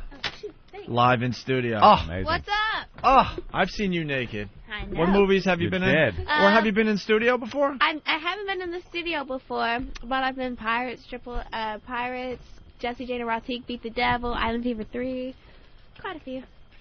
And she seems pretty normal. I was telling Nathaniel what makes her really hot is the same pink Kango hat that little girl got killed in Florida. All right, maybe that was a little too far. Jesus, Anthony. Perhaps that shouldn't have been my first pickup line. Wow. Now that's now she really wants you. I'm looking at the DVD Pirates. What is this about? Well, this looks like a real movie. I know Yeah. it comes in a very nice box. it's like a little book. No, Pirates is about bad pirates take over a ship. It's almost exactly like Pirates of the Caribbean, with Right. the sex. Well, Lots of sex. adult films like borrowing from contemporary movies. A lot of the times, it's a lot of fun to kind of change the titles around. But pirates, all right. And I see a bunch of girl pirates. There's a girl pirates, but boy pirates. There's bad pirates, good We pirates. don't and need to pirate know about hunters. the boy And when pirates. but when they hook up, I'm seeing stuff that I didn't see in Pirates of the Caribbean. Exactly. I know, it's a lot better than that one. It's not more interesting. I'm seeing like dick sucking going on over here. Yeah, and pussy eating and Well, fucking, Well, and fucking Anthony, every way possible. I didn't see that. I saw the two girls, I having fingers disappear. Well, when you open up, there's great pictures of the girls in here. Unbelievable. Wow. Very, It's very like hot. a real movie. Now, are you a good pirate or a bad pirate in this I'm film? a pirate hunter. You're a pirate hunter. I hunt pirates. Aha. And you? They actually gave me like a character. I'm playing the virgin in the movie, good girl. That just So it's got a stretch for you. That would be... I get it. Now, you girls, do you only do these, like, top-of-the-line kind of nice movies? I've been in contact with digital. We don't really shoot any gonzo movies, but No? we have a gonzo series, Jack's Playground, and it's not too gonzo, but it's a little not like that. And I've done like 2 of those, but otherwise I do features. Yeah. Yeah. How old a gal are you? 25. 25. When did you get in the biz? 2.5 years ago. 2.5 years ago. Yeah. So you're a 22-year-old girl. You're what are you doing at that time? I was the regional training coordinator for Hooters and a Hawaiian Tropic model. So you were on the see? path. Look at that. Yeah. Come on. I was on the way. Yeah. You weren't hiding somewhere. No, Yeah. absolutely not. You weren't on the way. I got to back up. Hooters girls, to porn, that's a big. That's a big jump. That's They a used to big go step Hooters down. Girls Strippers. Yeah. Well, there's a middle step. First you dress like a Hooters girl, then Yeah, you but put they're the not- tray down, then but you they take have the clothes off. They have fake legs. Like, they have the stock. You don't even get to see their legs in Hooters. Someone has to stand up and tell the people what's going on at Hooters. Hey, is somebody They got plenty of clothes on. in contact with Danny? Yeah, because they just switched off of that shot. Yeah. Probably They heard. went to some 11 injured in Texas plant explosion. Right. Get Danny to go to Texas. Girls, we're a little distracted. I mean, you're both obviously like 10s. But we're looking forward to one of our guys showing his ass on live TV in a little while. No way. Yeah. Yeah. Oh, California, right?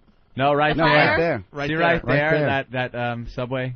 Oh, the Stop subway there. thing, the bomb Yeah. threats. Yeah, what do you know about the bomb thing? No. I was seeing it yesterday whilst I was traveling over here to New York. I'm like, great. I'm like about to land in JFK, and I'm seeing the bomb threats and the frickin'. We get it all the time, though. There's always the threatening this great I city. didn't even know. Yeah, where are you from? No, you didn't, did I was you? born here in Brooklyn, raised in Puerto Rico. Okay, so you came from Puerto Rico yesterday?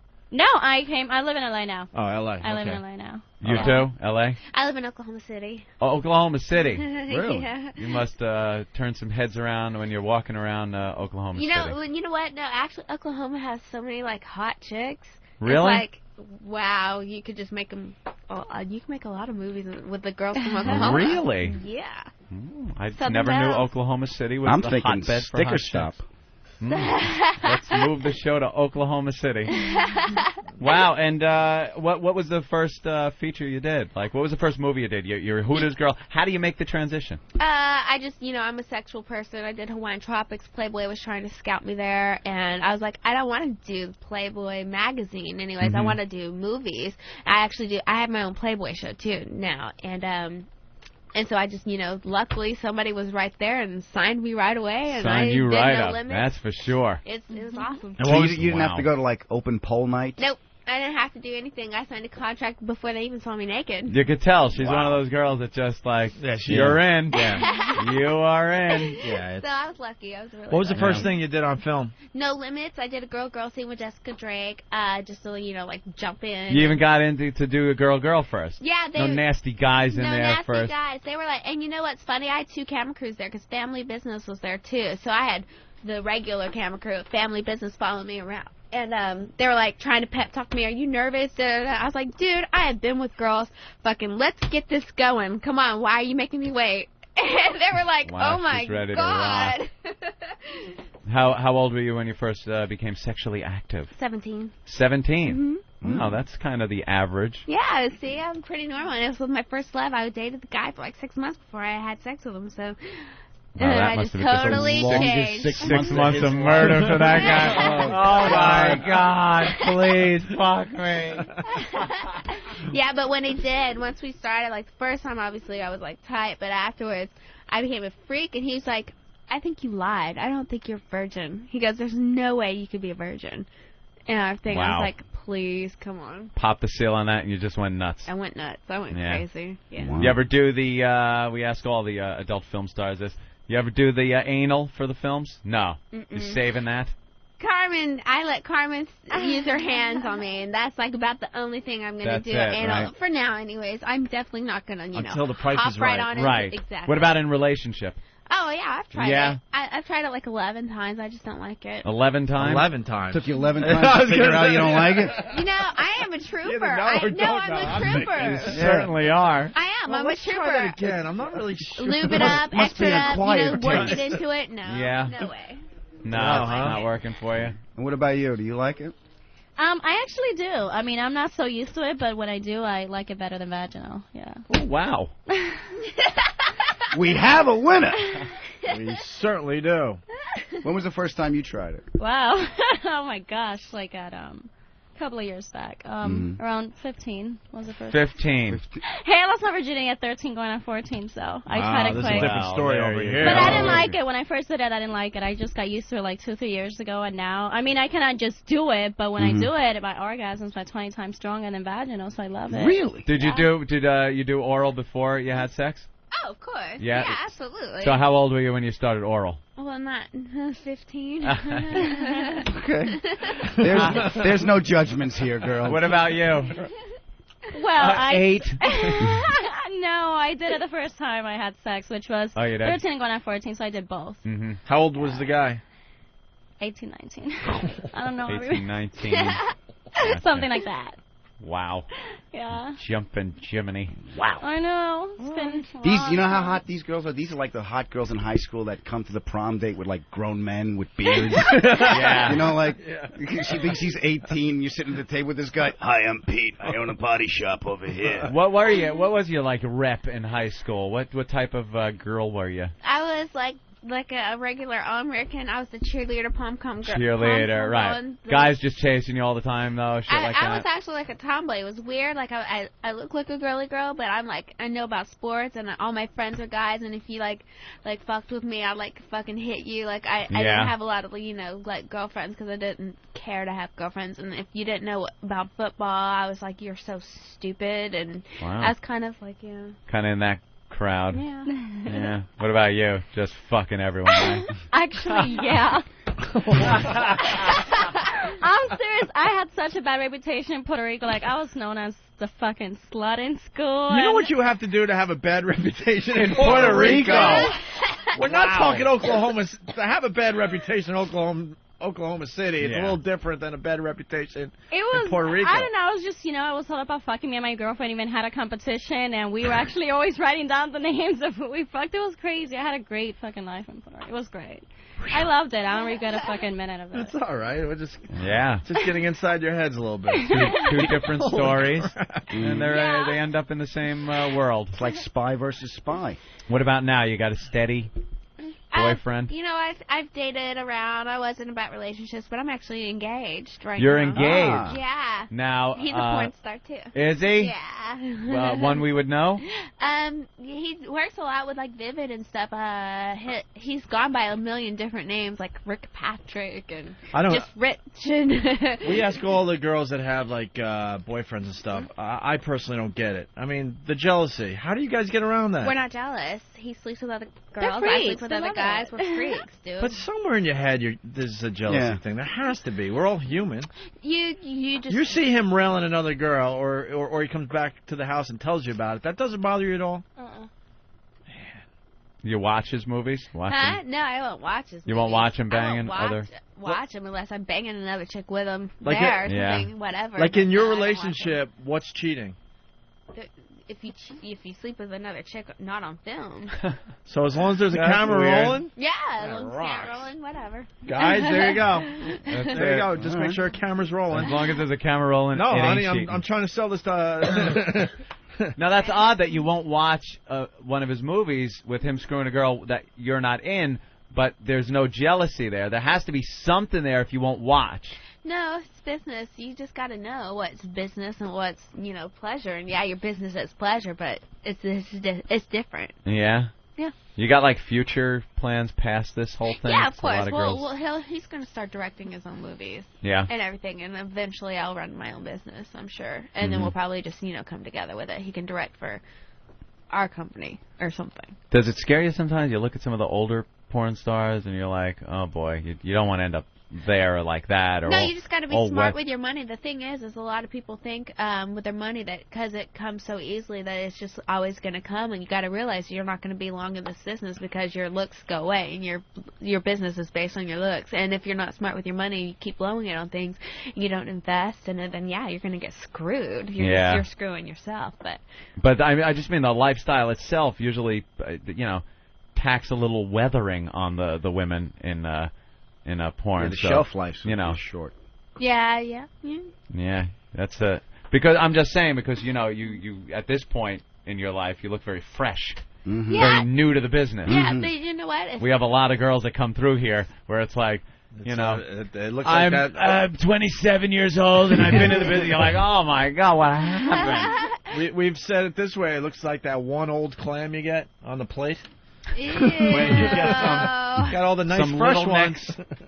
It's not about saving the money while you're working and just investing it later. Like she says, if you're smart about it, you'll do good. You don't have to stay in it for so long. So Guys, you got to know when to get out. Okay, Yeah. I got an example of someone that didn't know when to get out. Yeah, this is a little too much. Take a look at that. her, and You don't want. Nice face. Horrified. By Jesse James. She doesn't have a 401k like you. It's girl. just it's a porn called Century Sex, but she's lying about her age. She's about 88, which pisses us off. We thought she was should be 100. 100. Yeah, we were Look at hoping that. 100. The title's Century Sex. She should be 100. The guy's having a little trouble performing. By the way, she's horrified. Gross.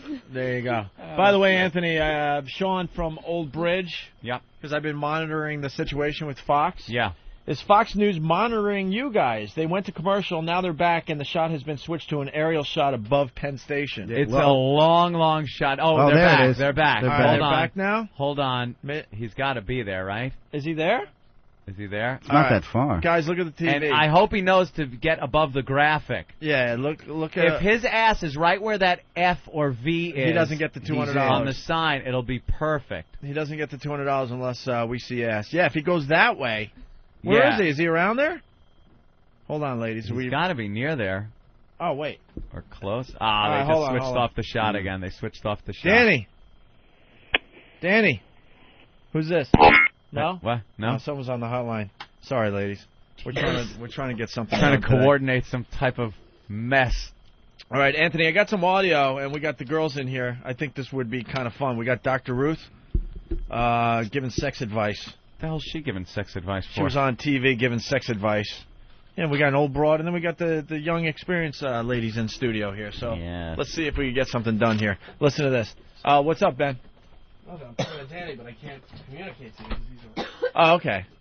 Yeah, but he knows that they're not on that shot right now, right? No, he was on the wrong corner. There's 4 subways. Oh, okay. All right. We'll break into this if something's going on. It'll be the show It's stopper on the for wrong today. corner. We don't mean to ignore you, ladies. We're just on ass watch. Yeah. Yeah, you're lovely and all, but we got a man's ass to look at here. That's right. Problem? We have our priorities. What happened? What do you need? I'm sorry. Oh, no. What happened? Run. Get her Oh, my God. She's stumbling. Get her a bucket. Here, go help her. What happened? Is she ill? She okay? No. We've been traveling for 2 months straight, and all this airplane, and we've been like nonstop. Yeah. Oh wow. It's been pretty bad. Wow, she just stumbled out of here saying that she doesn't feel good. Was it stomach don't feel good? I don't know. We've been up since 6 o'clock this morning doing stuff, and we haven't even had. It's been pretty. If she wants to enter that in the dump contest, she's in. I think she's having an abortion right now. Oh, no. Danny, where's Danny? Danny. Hello. Who's this? It's Al. Who? Hey. What? Oh, Al Jorgensen. Oh. Hey, I have a. All right, hold on, Al. Hold on a second. We got so much. We're trying to stuff coordinate going on something right now. We got sick porno girls. Dude, the girls just left the studio. Did you see her get up and stumble? She was going to throw up. She stumbled. I thought she was starting to cry. I'm like, what? We didn't even. I know, we didn't do anything. We didn't do anything. Where is Danny? Is he close, Ben? He's in the area. So Danny's attempting to win $200 today. This isn't even really a assault on the media. Fox News has a shot of the subway. It's the big story today, so everyone has to get their subway shot today. And we're offering the first person to show their ass on Fox $200. Danny's trying for it, but there might be other listeners running down there. We don't know. We don't know. I hate looking at this shot. It's on here for so long. And no Danny. No Danny. No. Danny it's like we're trying to fill it a telethon. Does anyone know what's going on here? Do we know what's going on? She all right? He's pointing. What do you know, Eric? With Danny or with the chick? Just give me anything at this point. The girl ran into the bathroom and just pushed switched. all the door. And I don't even know if she made it into the toilet. She's throwing up like crazy. Throwing up? Oh, nice. Get video of that. Did you get any? We can't Did you get go any? In there. There's other women in there. You got her running, though? Send the girl with the camera. We'll get a report after she's done puking. What do you think she has? Morning what do you sickness. think it is? Yeah, I think it's she's morning pregnant. sickness. She's pregnant. Really? Yeah. Hey, here we go. All right, Carmen's back. Yeah. Huh? What happened? Well, she's not feeling good, so I'm going to take her back to the hotel, and I apologize for that. And thank you for having me, guys. Having us. She's been having a rough last 2 months. 2 months? We've been on the road for 2 months already, and it's still another... Is she pregnant? No. Is she pregnant? No? No, she's not. Believe me, she's not. But we were just... I know. Sorry. Hey, you want to see some boobs before I go? Okay. If you have to. I'm gonna turn around. That's a good consolation. No, but listen, we're actually going to be today in Times Square in Virgin Records from 1 to 4, so anybody who wants to see us will be there today. Will she be throwing up there? Or No, hopefully not. We Come wish down with not. a bucket. Yeah, we hopefully not, but... Well, I hope she feels better. All right. Nobody All likes right. a sick pirate. There goes Carmen. Thank you, Carmen. This turned out. There she goes. Really, really bad. Wow. Oh my God. It really is a morale booster when a beautiful girl just gets up and vomits right when you're talking to her. Isn't that great? So, what are you... Will someone get on the phone? We got to get her on the air. She can't just leave after puking. Yeah, someone Eric, get try to out get there when she comes out of the bathroom. Try to get an exclusive interview with Yeah. Jessie Jane, who got up in the middle of the interview and, I mean, she just started staggering. She really was like, oh, and she had that mouthful of puke sound. Well, she was coughing a little bit over here. And you know what? And then... You know what? Our staff has so much to learn still. They're great. I would never deny that. They do a great job for us. But she's outside, right? She's going to puke at any moment. She's holding her hand. Yeah. Hold on a minute. She's holding her hand to her mouth. She's going to puke. And she's like, where's the bathroom? And everyone points to where the bathroom is. Yeah. I would have been pointing at the window, the office, like, you know. Point to Buddy's cubicle. What's better than all of a sudden her bring puking in the middle of bucket everywhere? over. But yeah, let her do it right in here. Yeah, she should have just puked in the bucket. Tell her we got a doctor in here. All right, well, we're trying to get an interview with... What happened? You can't let them puke in the office. There's other people. All right, Ben, relax. Well, no, they're not back. Relax, Ben. I was just doing it for radio. It's okay. You're not going to get fired. All right, That's relax. All right. You're not going to get fired because a porn chick was puking in the office. Let's all Maybe calm all the down. talking about what she does in the Apprentice? business. I know, my God. You're fired. You're the Make project. sure Danny We get knows it. You're the the shot ain't project there. leader. Yeah, You'll be okay. we get it. You're fine. E-Rock.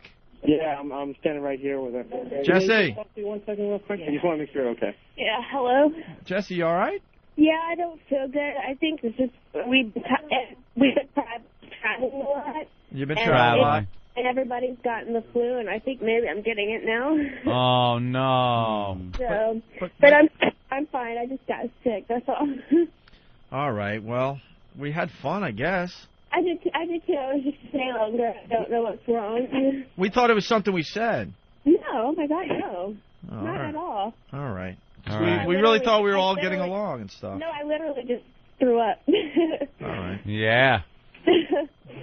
All right. Well, have fun in Times Square, and it's not morning sickness or anything, right? No. I can't have any more kids. So. Any more kids?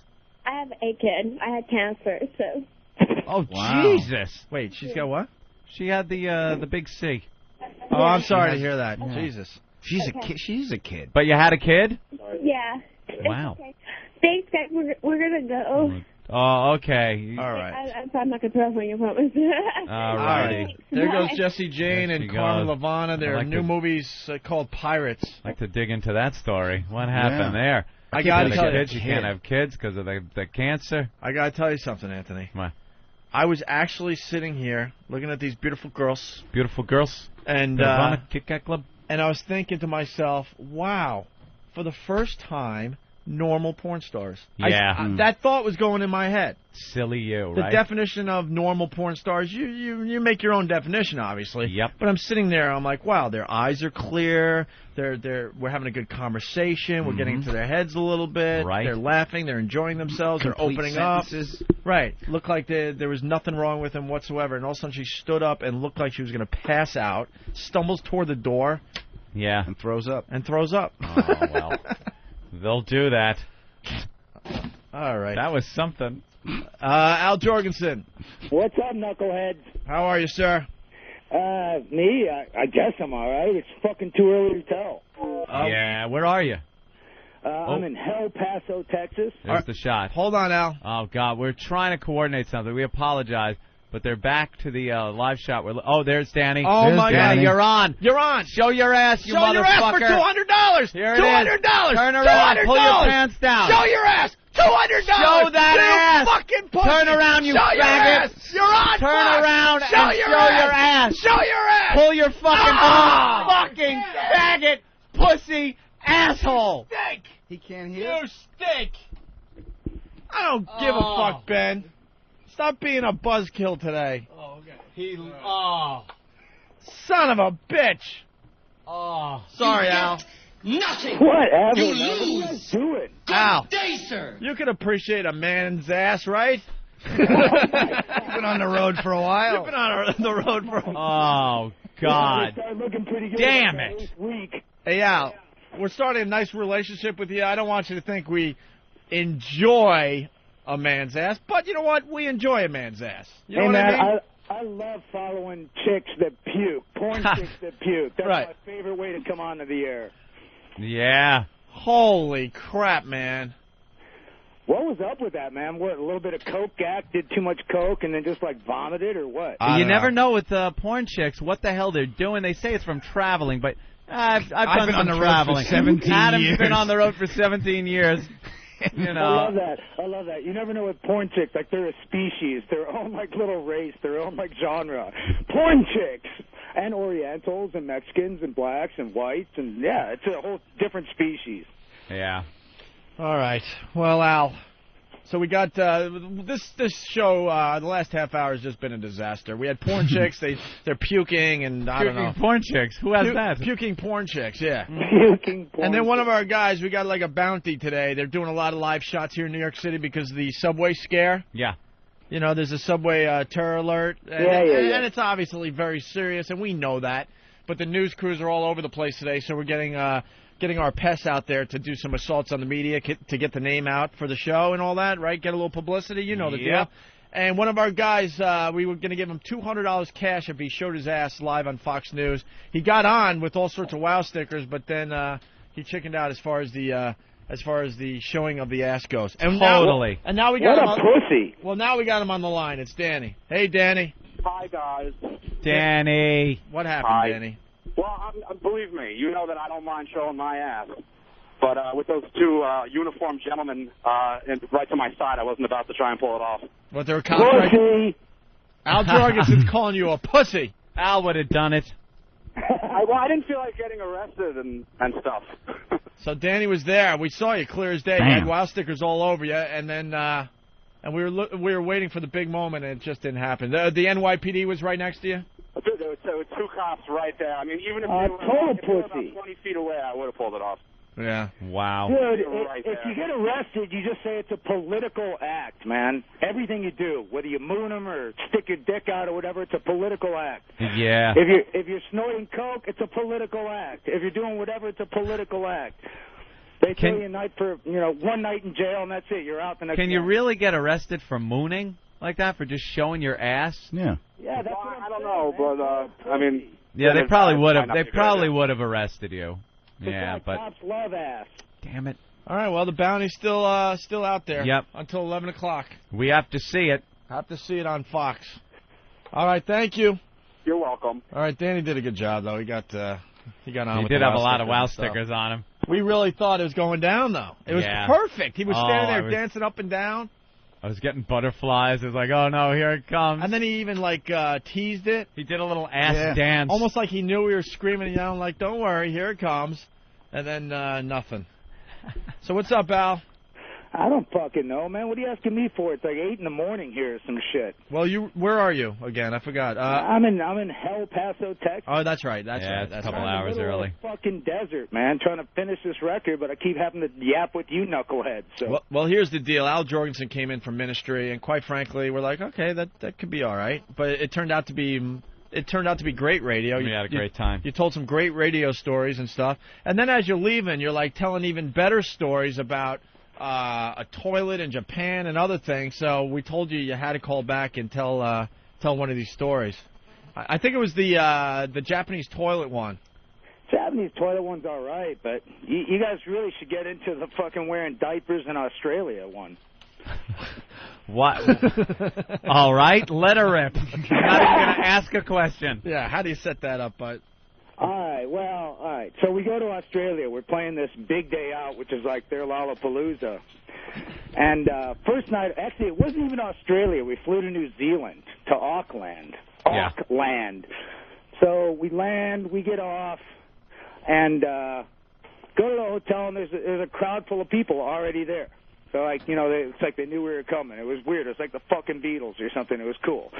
So, anyways, this chick takes me away, okay, and we go to her house, and we start drinking Jägermeister, which was like, I had no idea that south of the equator, they put codeine in their Jägermeister. Codeine? They do. They put fucking codeine in there. I was freaked out, so I drank a bottle of that. Next thing you know, I'm staggering around like I just got hit in the head with a sledgehammer. So I'm staggering around her house, and she says her boyfriend's coming back soon, let's fuck now.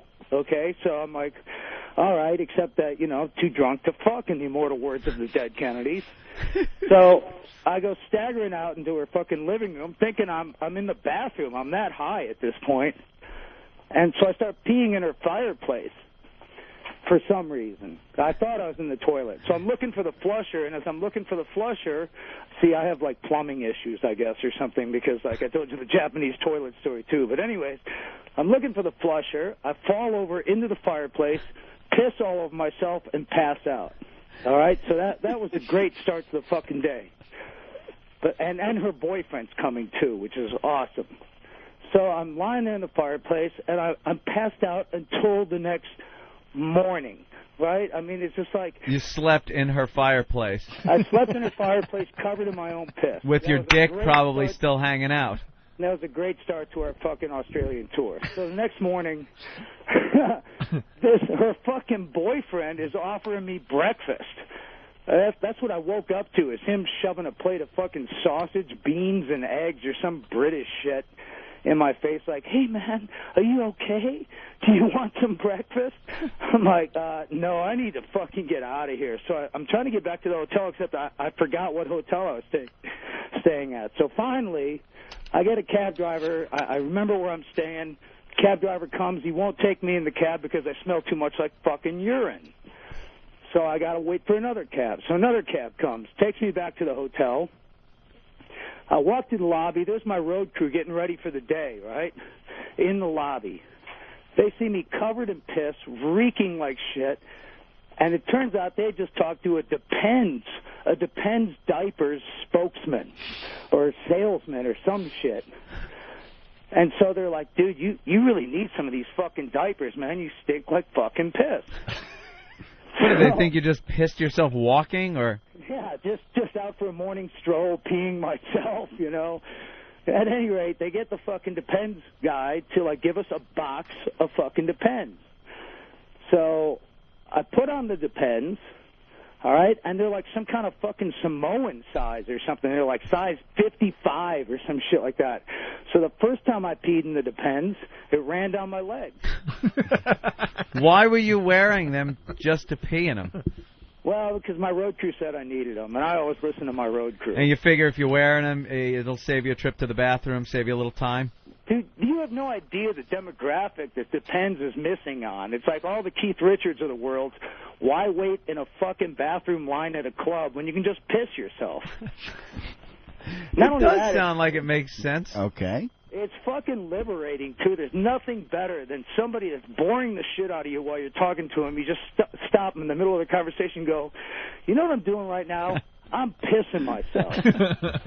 It's so fucking liberating. I'll tell you what, though, it was kind of hard to shit yourself, though, because you kind of got to strain and grunt and shit like that, and people know what you're doing, especially if you're wearing diapers, and it gets a bit weird, but pissing yourself is really easy. Man. Yeah. It's just like... So, anyways, where was I? What the fuck? It's too early. Who the hell knows? Whoever knows with you, Al. You were talking about how it's tough to dump in the Depends because you have to strain. Well, yeah, it's almost impossible, man. Unless like you're doing like Mr. Universe poses, you know, you got to fucking like really strain to get that turd out. Of course. You know, peeing yourself is liberating. Yeah. All right, so anyways, so they take me down, and I just peed myself and wore Depends for 3 weeks in Australia. Basically, my entire wardrobe was combat boots and Depends, and a drink with a straw umbrella in there, you know. That was walking around the beach, very romantic, very nice. So. Were you just wearing the Depends, or did you have something over them? No, just the Depends, because I love to hear that crinkle when you pee. You never disappoint, Al. All right. Very good. All right. Well, we're running out of show, so we're going to let you be. Go back to sleep. Go back to sleep. Back to sleep. I'm back to work, man. Oh, back working on the new album? Just finishing today, the new Revolting Cocks album. Very nice. Very nice. Yep. Good luck to you, sir. We're going to have you back soon to tell the Japanese toilet story, okay? Let's do it. All right. All right. Bye-bye. It's Al Jorgensen, everyone, from Ministry. A new friend of the show. Can't get enough of that guy. I think you should have told the Japanese toilet story, though. You think? Yeah. Waking up in a fireplace. Well, I like the waking up in the fireplace. Depends thing. I don't know. It definitely didn't top the rocket in the tour bus story. Right. And I kind of like the Japanese toilet story better than that one. The Japanese toilet story? Yeah, I'm just giving his Depends story, I'll write it down here, a C. C's not bad. I'm giving it passes, but it's nowhere near the A that was the rocket story. All right. Well, we were going to play this Dr. Ruth clip for the girls. Before they one of them started vomiting. Vomiting porn star. That's why I love this show. Every day you have no clue what's going to happen. You know what's fucked up with the guys, too? She pukes like that. Yeah. You'd still make out with her. Afterwards? Yeah. You'd still do that. Like, oh, she puked. Yeah, who cares? She could have come back. Rinsed out her mouth. A little rinse? Yeah, come on back. All right. Do you think that's their way of getting out of things? I don't know, because it was going well, right? Is that their version of, well, they're telling us you got to go? Right. She just gets, all right, get up and puke. I don't know what the chicks are doing these days to get out of being somewhere they don't want to be. Make like you're puking. We got to do that next time when we have a boring guest in here. Just fake sickness. Which one of us? Or both. Both? Yeah. Like we both been feeling a little flu. Yeah. Just hold on. All right, yeah, that's a good one. All right, here's Dr. Ruth talking about sex. So that after many years of marriage, do you really need to keep making whoopee in order to be happy? Can't you just be kind of like friends First and of all, cuddle? don't say whoopee, say sex. Second, the answer is you don't have to do it anymore every day. You can skip a day, but there is no question. Every other day. In order to have a good, if everybody is healthy, in order to have a good relationship. Why it's always the women that have to bring that up? Like, did you hear her? Yeah, if you're married for a long time, do you really have to still have sex every day? Do you have to have sex? Not even every day, she was saying. Right. She was like, do you really just have to be having sex? I mean, it's always the women that say that. Can't crap. you just shake hands? Do you really have to? When it's do we sure. when do we get to stop? In order to have a good, if everybody is healthy, in order to have a good relationship, in order for people to smile, in order for people to walk down the street with a straightforward gait, you ought to have sex.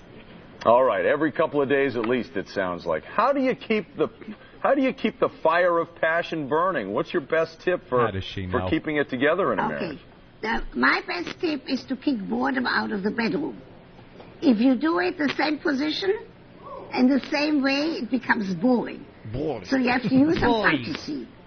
And the other point is that the woman has to talk to a gynecologist to make sure that there is no pain.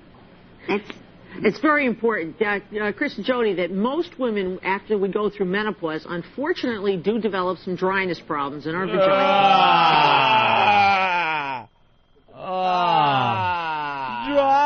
Dry vagina.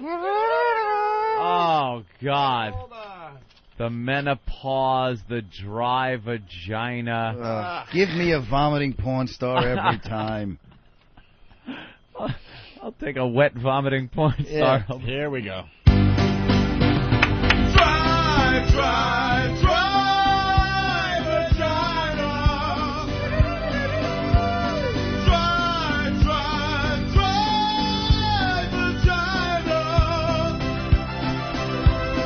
So before my penis starts to get sore, go pick up some Vasilube at your local drugstore. Said go get some Vasilube at your local drugstore. Oh, you stink, baby. There you have it, Brother Joe. That's what you need. You got to sample Dr. Ruth saying dry vagina in there. Yeah, no shit. Dry vagina. Dry. Brother Joe and To you. Thank you. Playing our Halloween bash. Halloween night at the Hard Rock Cafe. That's it's going to be right. Absolutely huge. Yes, Ben. They're actually playing the BB Kings tonight. They're Oh, doing, if tonight? you go to the U2 show here at Madison Square Garden, they're doing like an after party. So they go on after at like 11:30. Oh, I guess 11:30. Well. All right. 12ish, because the U2 show ends around 11:30. Very nice. Give them a plug. Yankee game. What are they saying about the weather? Earl claims they're going to play. That's Earl. Oh, all right. Well, then I'm there. Meteorologist Earl. Who's he dressed like today? D'Artagnan. Earl. I think they'll get it in. I checked my computer models. I want to be a musketeer. All right, back to Dr. Ruth. Yep. Important, Chris and Joni, that most women, after we go through menopause, unfortunately do develop some dryness problems in our vaginas. And that does not, though, mean the end of a good sex life. That indeed, you can use lubricants, things like that, but for many women that's not enough. That's the bad news. The good news is that you can use a little bit of vaginal estrogen, a little vaginal estrogen tablet like Vagifem, use it a couple of times a week. It's really quite safe, and that will maintain a term that I love to use, and Dr. Ruth's adopted it, the term of a happy vagina. A little bit of estrogen will keep that vagina quite happy, and you can keep that sex going. And I heard Chris giggle. I always giggle. When I hear a happy vagina in the morning, I giggle. I giggle when I hear that at 8:53. All right, Dr. Ruth and Dr. Mary Jane, thank you both very much. Yeah, you have a happy vagina, and the guy's got a disappointed cock.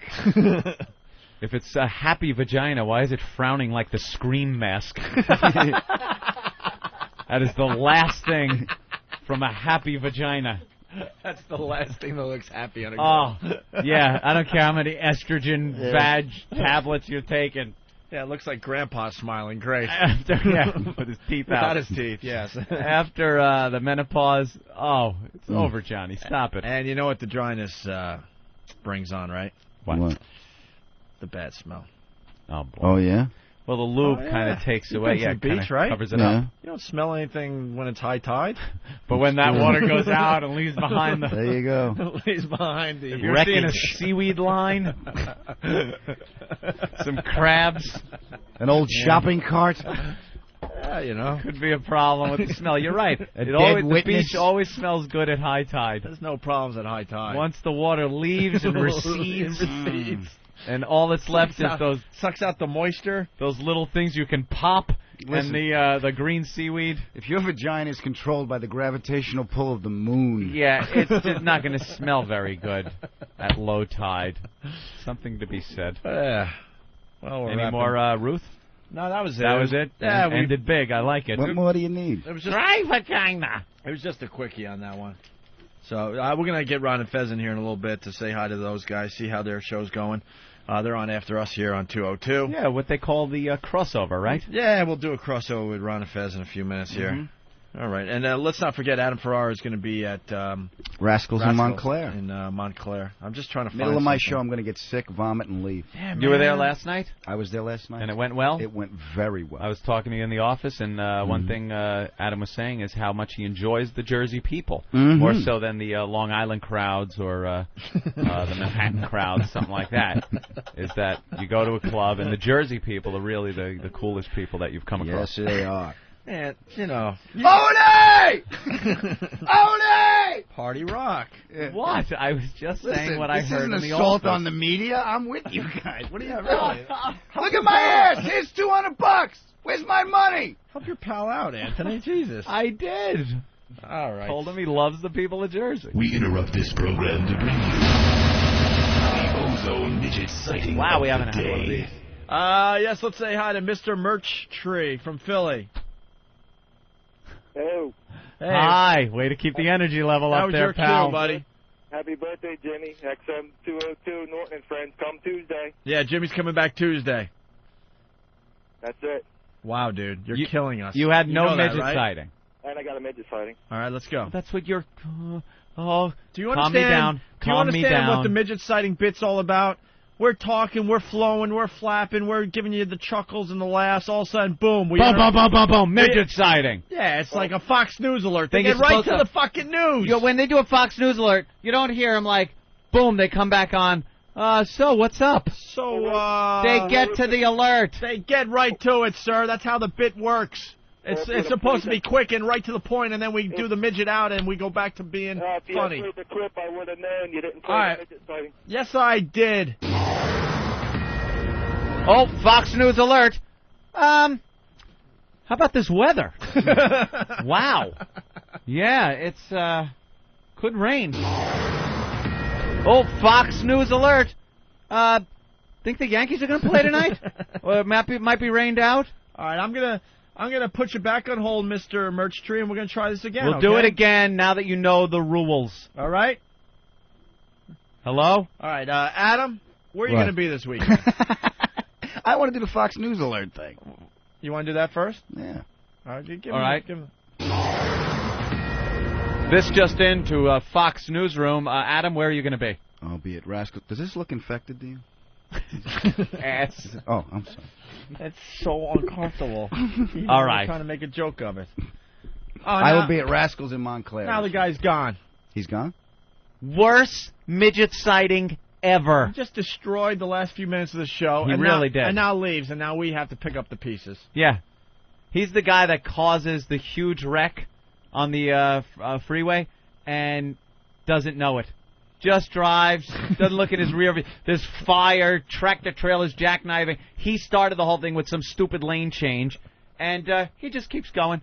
Gets home. Hi, hon. Oh, there was a big accident where you come home on work. Really? I must have missed it. Well, I missed that one. Whew. Boy, these drivers. You're the guy driving on the highway, and your cell phone rings, so you're looking down, and then you realize you're too close to the car in front of you, so you like jam on the brakes real fast. You're safe. You missed the car in front of you by like 4 or 5 inches, and then you look in your rear view mirror and see all hell breaking loose behind you. It's just cars, a big mess. Cars hitting into cars, big, chain reaction. Yeah. And you keep going because you didn't hit anything.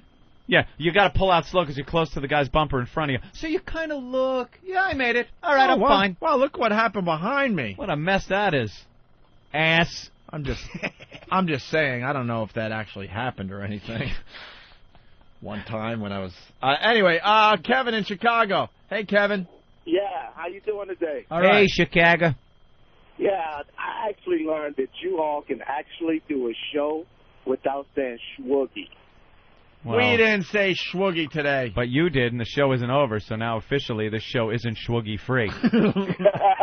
Go White Sox. All right, you guys take it easy. You really think the White Sox have a chance? Oh, yeah. Absolutely. They just knocked out Boston the other day, 14-2. What do you think? Yeah, I'm rooting for you guys because you got. I just really want those Sox out early. You just want the Sox out early. So. Not even because of the whole New York thing, like I'm afraid of them or anything. It's just I want to shove it in their face, like you won. It was big last year because of the Yankee disintegration. Right. But when it comes down to defending your title, you're out in the first round. That's right. That's right. But All right. anyway, I'm punching out. You guys have yourself a good day, all right? Hey, go Sox. That's right. Oh, yeah, right? Could be white, could be red. I love when they say that. All right. All right, guys, take it easy. Thank you. We got Fez in the studio. No Ron. He's, puking in the bathroom? I believe what it is he comes in right as he's being introduced. Oh, is that it? He doesn't like hitting the stage? You never saw Karsten on the stage before. Here's Johnny, right? That's true. Is he a diva now? He's reached the diva stage? You have to release the dubs, and then he flies in. I want to see you guys beat what we did today on our show. We had a porn star start puking in front of us, basically. She threw up. Oh, she was throwing up. She was just able to keep holding it in her mouth. Is that what the smell is? She was used to holding that much liquid in her mouth for a while. And the entire staff has 1 week to come up with the best picture of their dump, and we're going to have a contest. Very nice. Who's judging? The listeners will. Yeah, good. It's going to be blind judging, because everyone has favorites. No one's going to know. I have a pair of underpants that I'd like to submit. Enter it. Oh. What, I guess today's the big day. Wiki's here. Yeah, the Wiki meeting with is Harry. today. I loved the clip of me that was played yesterday a few times. Lying sack of cunt. Lying sack of cunt. Harry's getting that put on his business card. I was screaming because I was listening at home, and he kept accusing me of accusing him of the floss thing. And I never accused him of the floss thing. I just said it's another one of Ron and Fez's guys that are leaving crap on my desk. I accused him of being a liar because, first of all, he wouldn't fess up to me about the computer. And then the second I was out of the studio, hey, I'll use it. Hey, whatever's got to be done, I'm going to use it. Yeah. It's very tough when you're not around. And he lied about the matchbook was all this big mystery. He didn't just come out and say, yeah, I had a matchbook. It came out of the... All these little things he's covering up until people leave, like me. And then he's Mr. Bravery. If he's getting fired today, could you do it like live on the show at least? Well, you notice I'm wearing a party hat. Yeah, I know. I see very festive gear you have on today. Here's the thing. Ronnie? Let's see how Wiki comes through on this. Yeah. This is his first test. Oh, boy. Not everybody has that firing gene. Oh, boy. Right. He's never been in this position before. Right. Oh, boy. Do you want me to hang out just in case you need me? Just in case, I'll be in the bullpen. That's right, you do have the firing gene. I forgot about that. Oh, yes, I do. We almost had man ass on live TV today, so. Oh, yeah? There's someone right now on the cell phone standing in the shot, so I don't know what he's going to do, but he could get $200 if he shows his ass. Yeah, we'll see you tomorrow. We'll see you tomorrow. Ron and Fez next on this fine channel. The Opie and Anthony Show.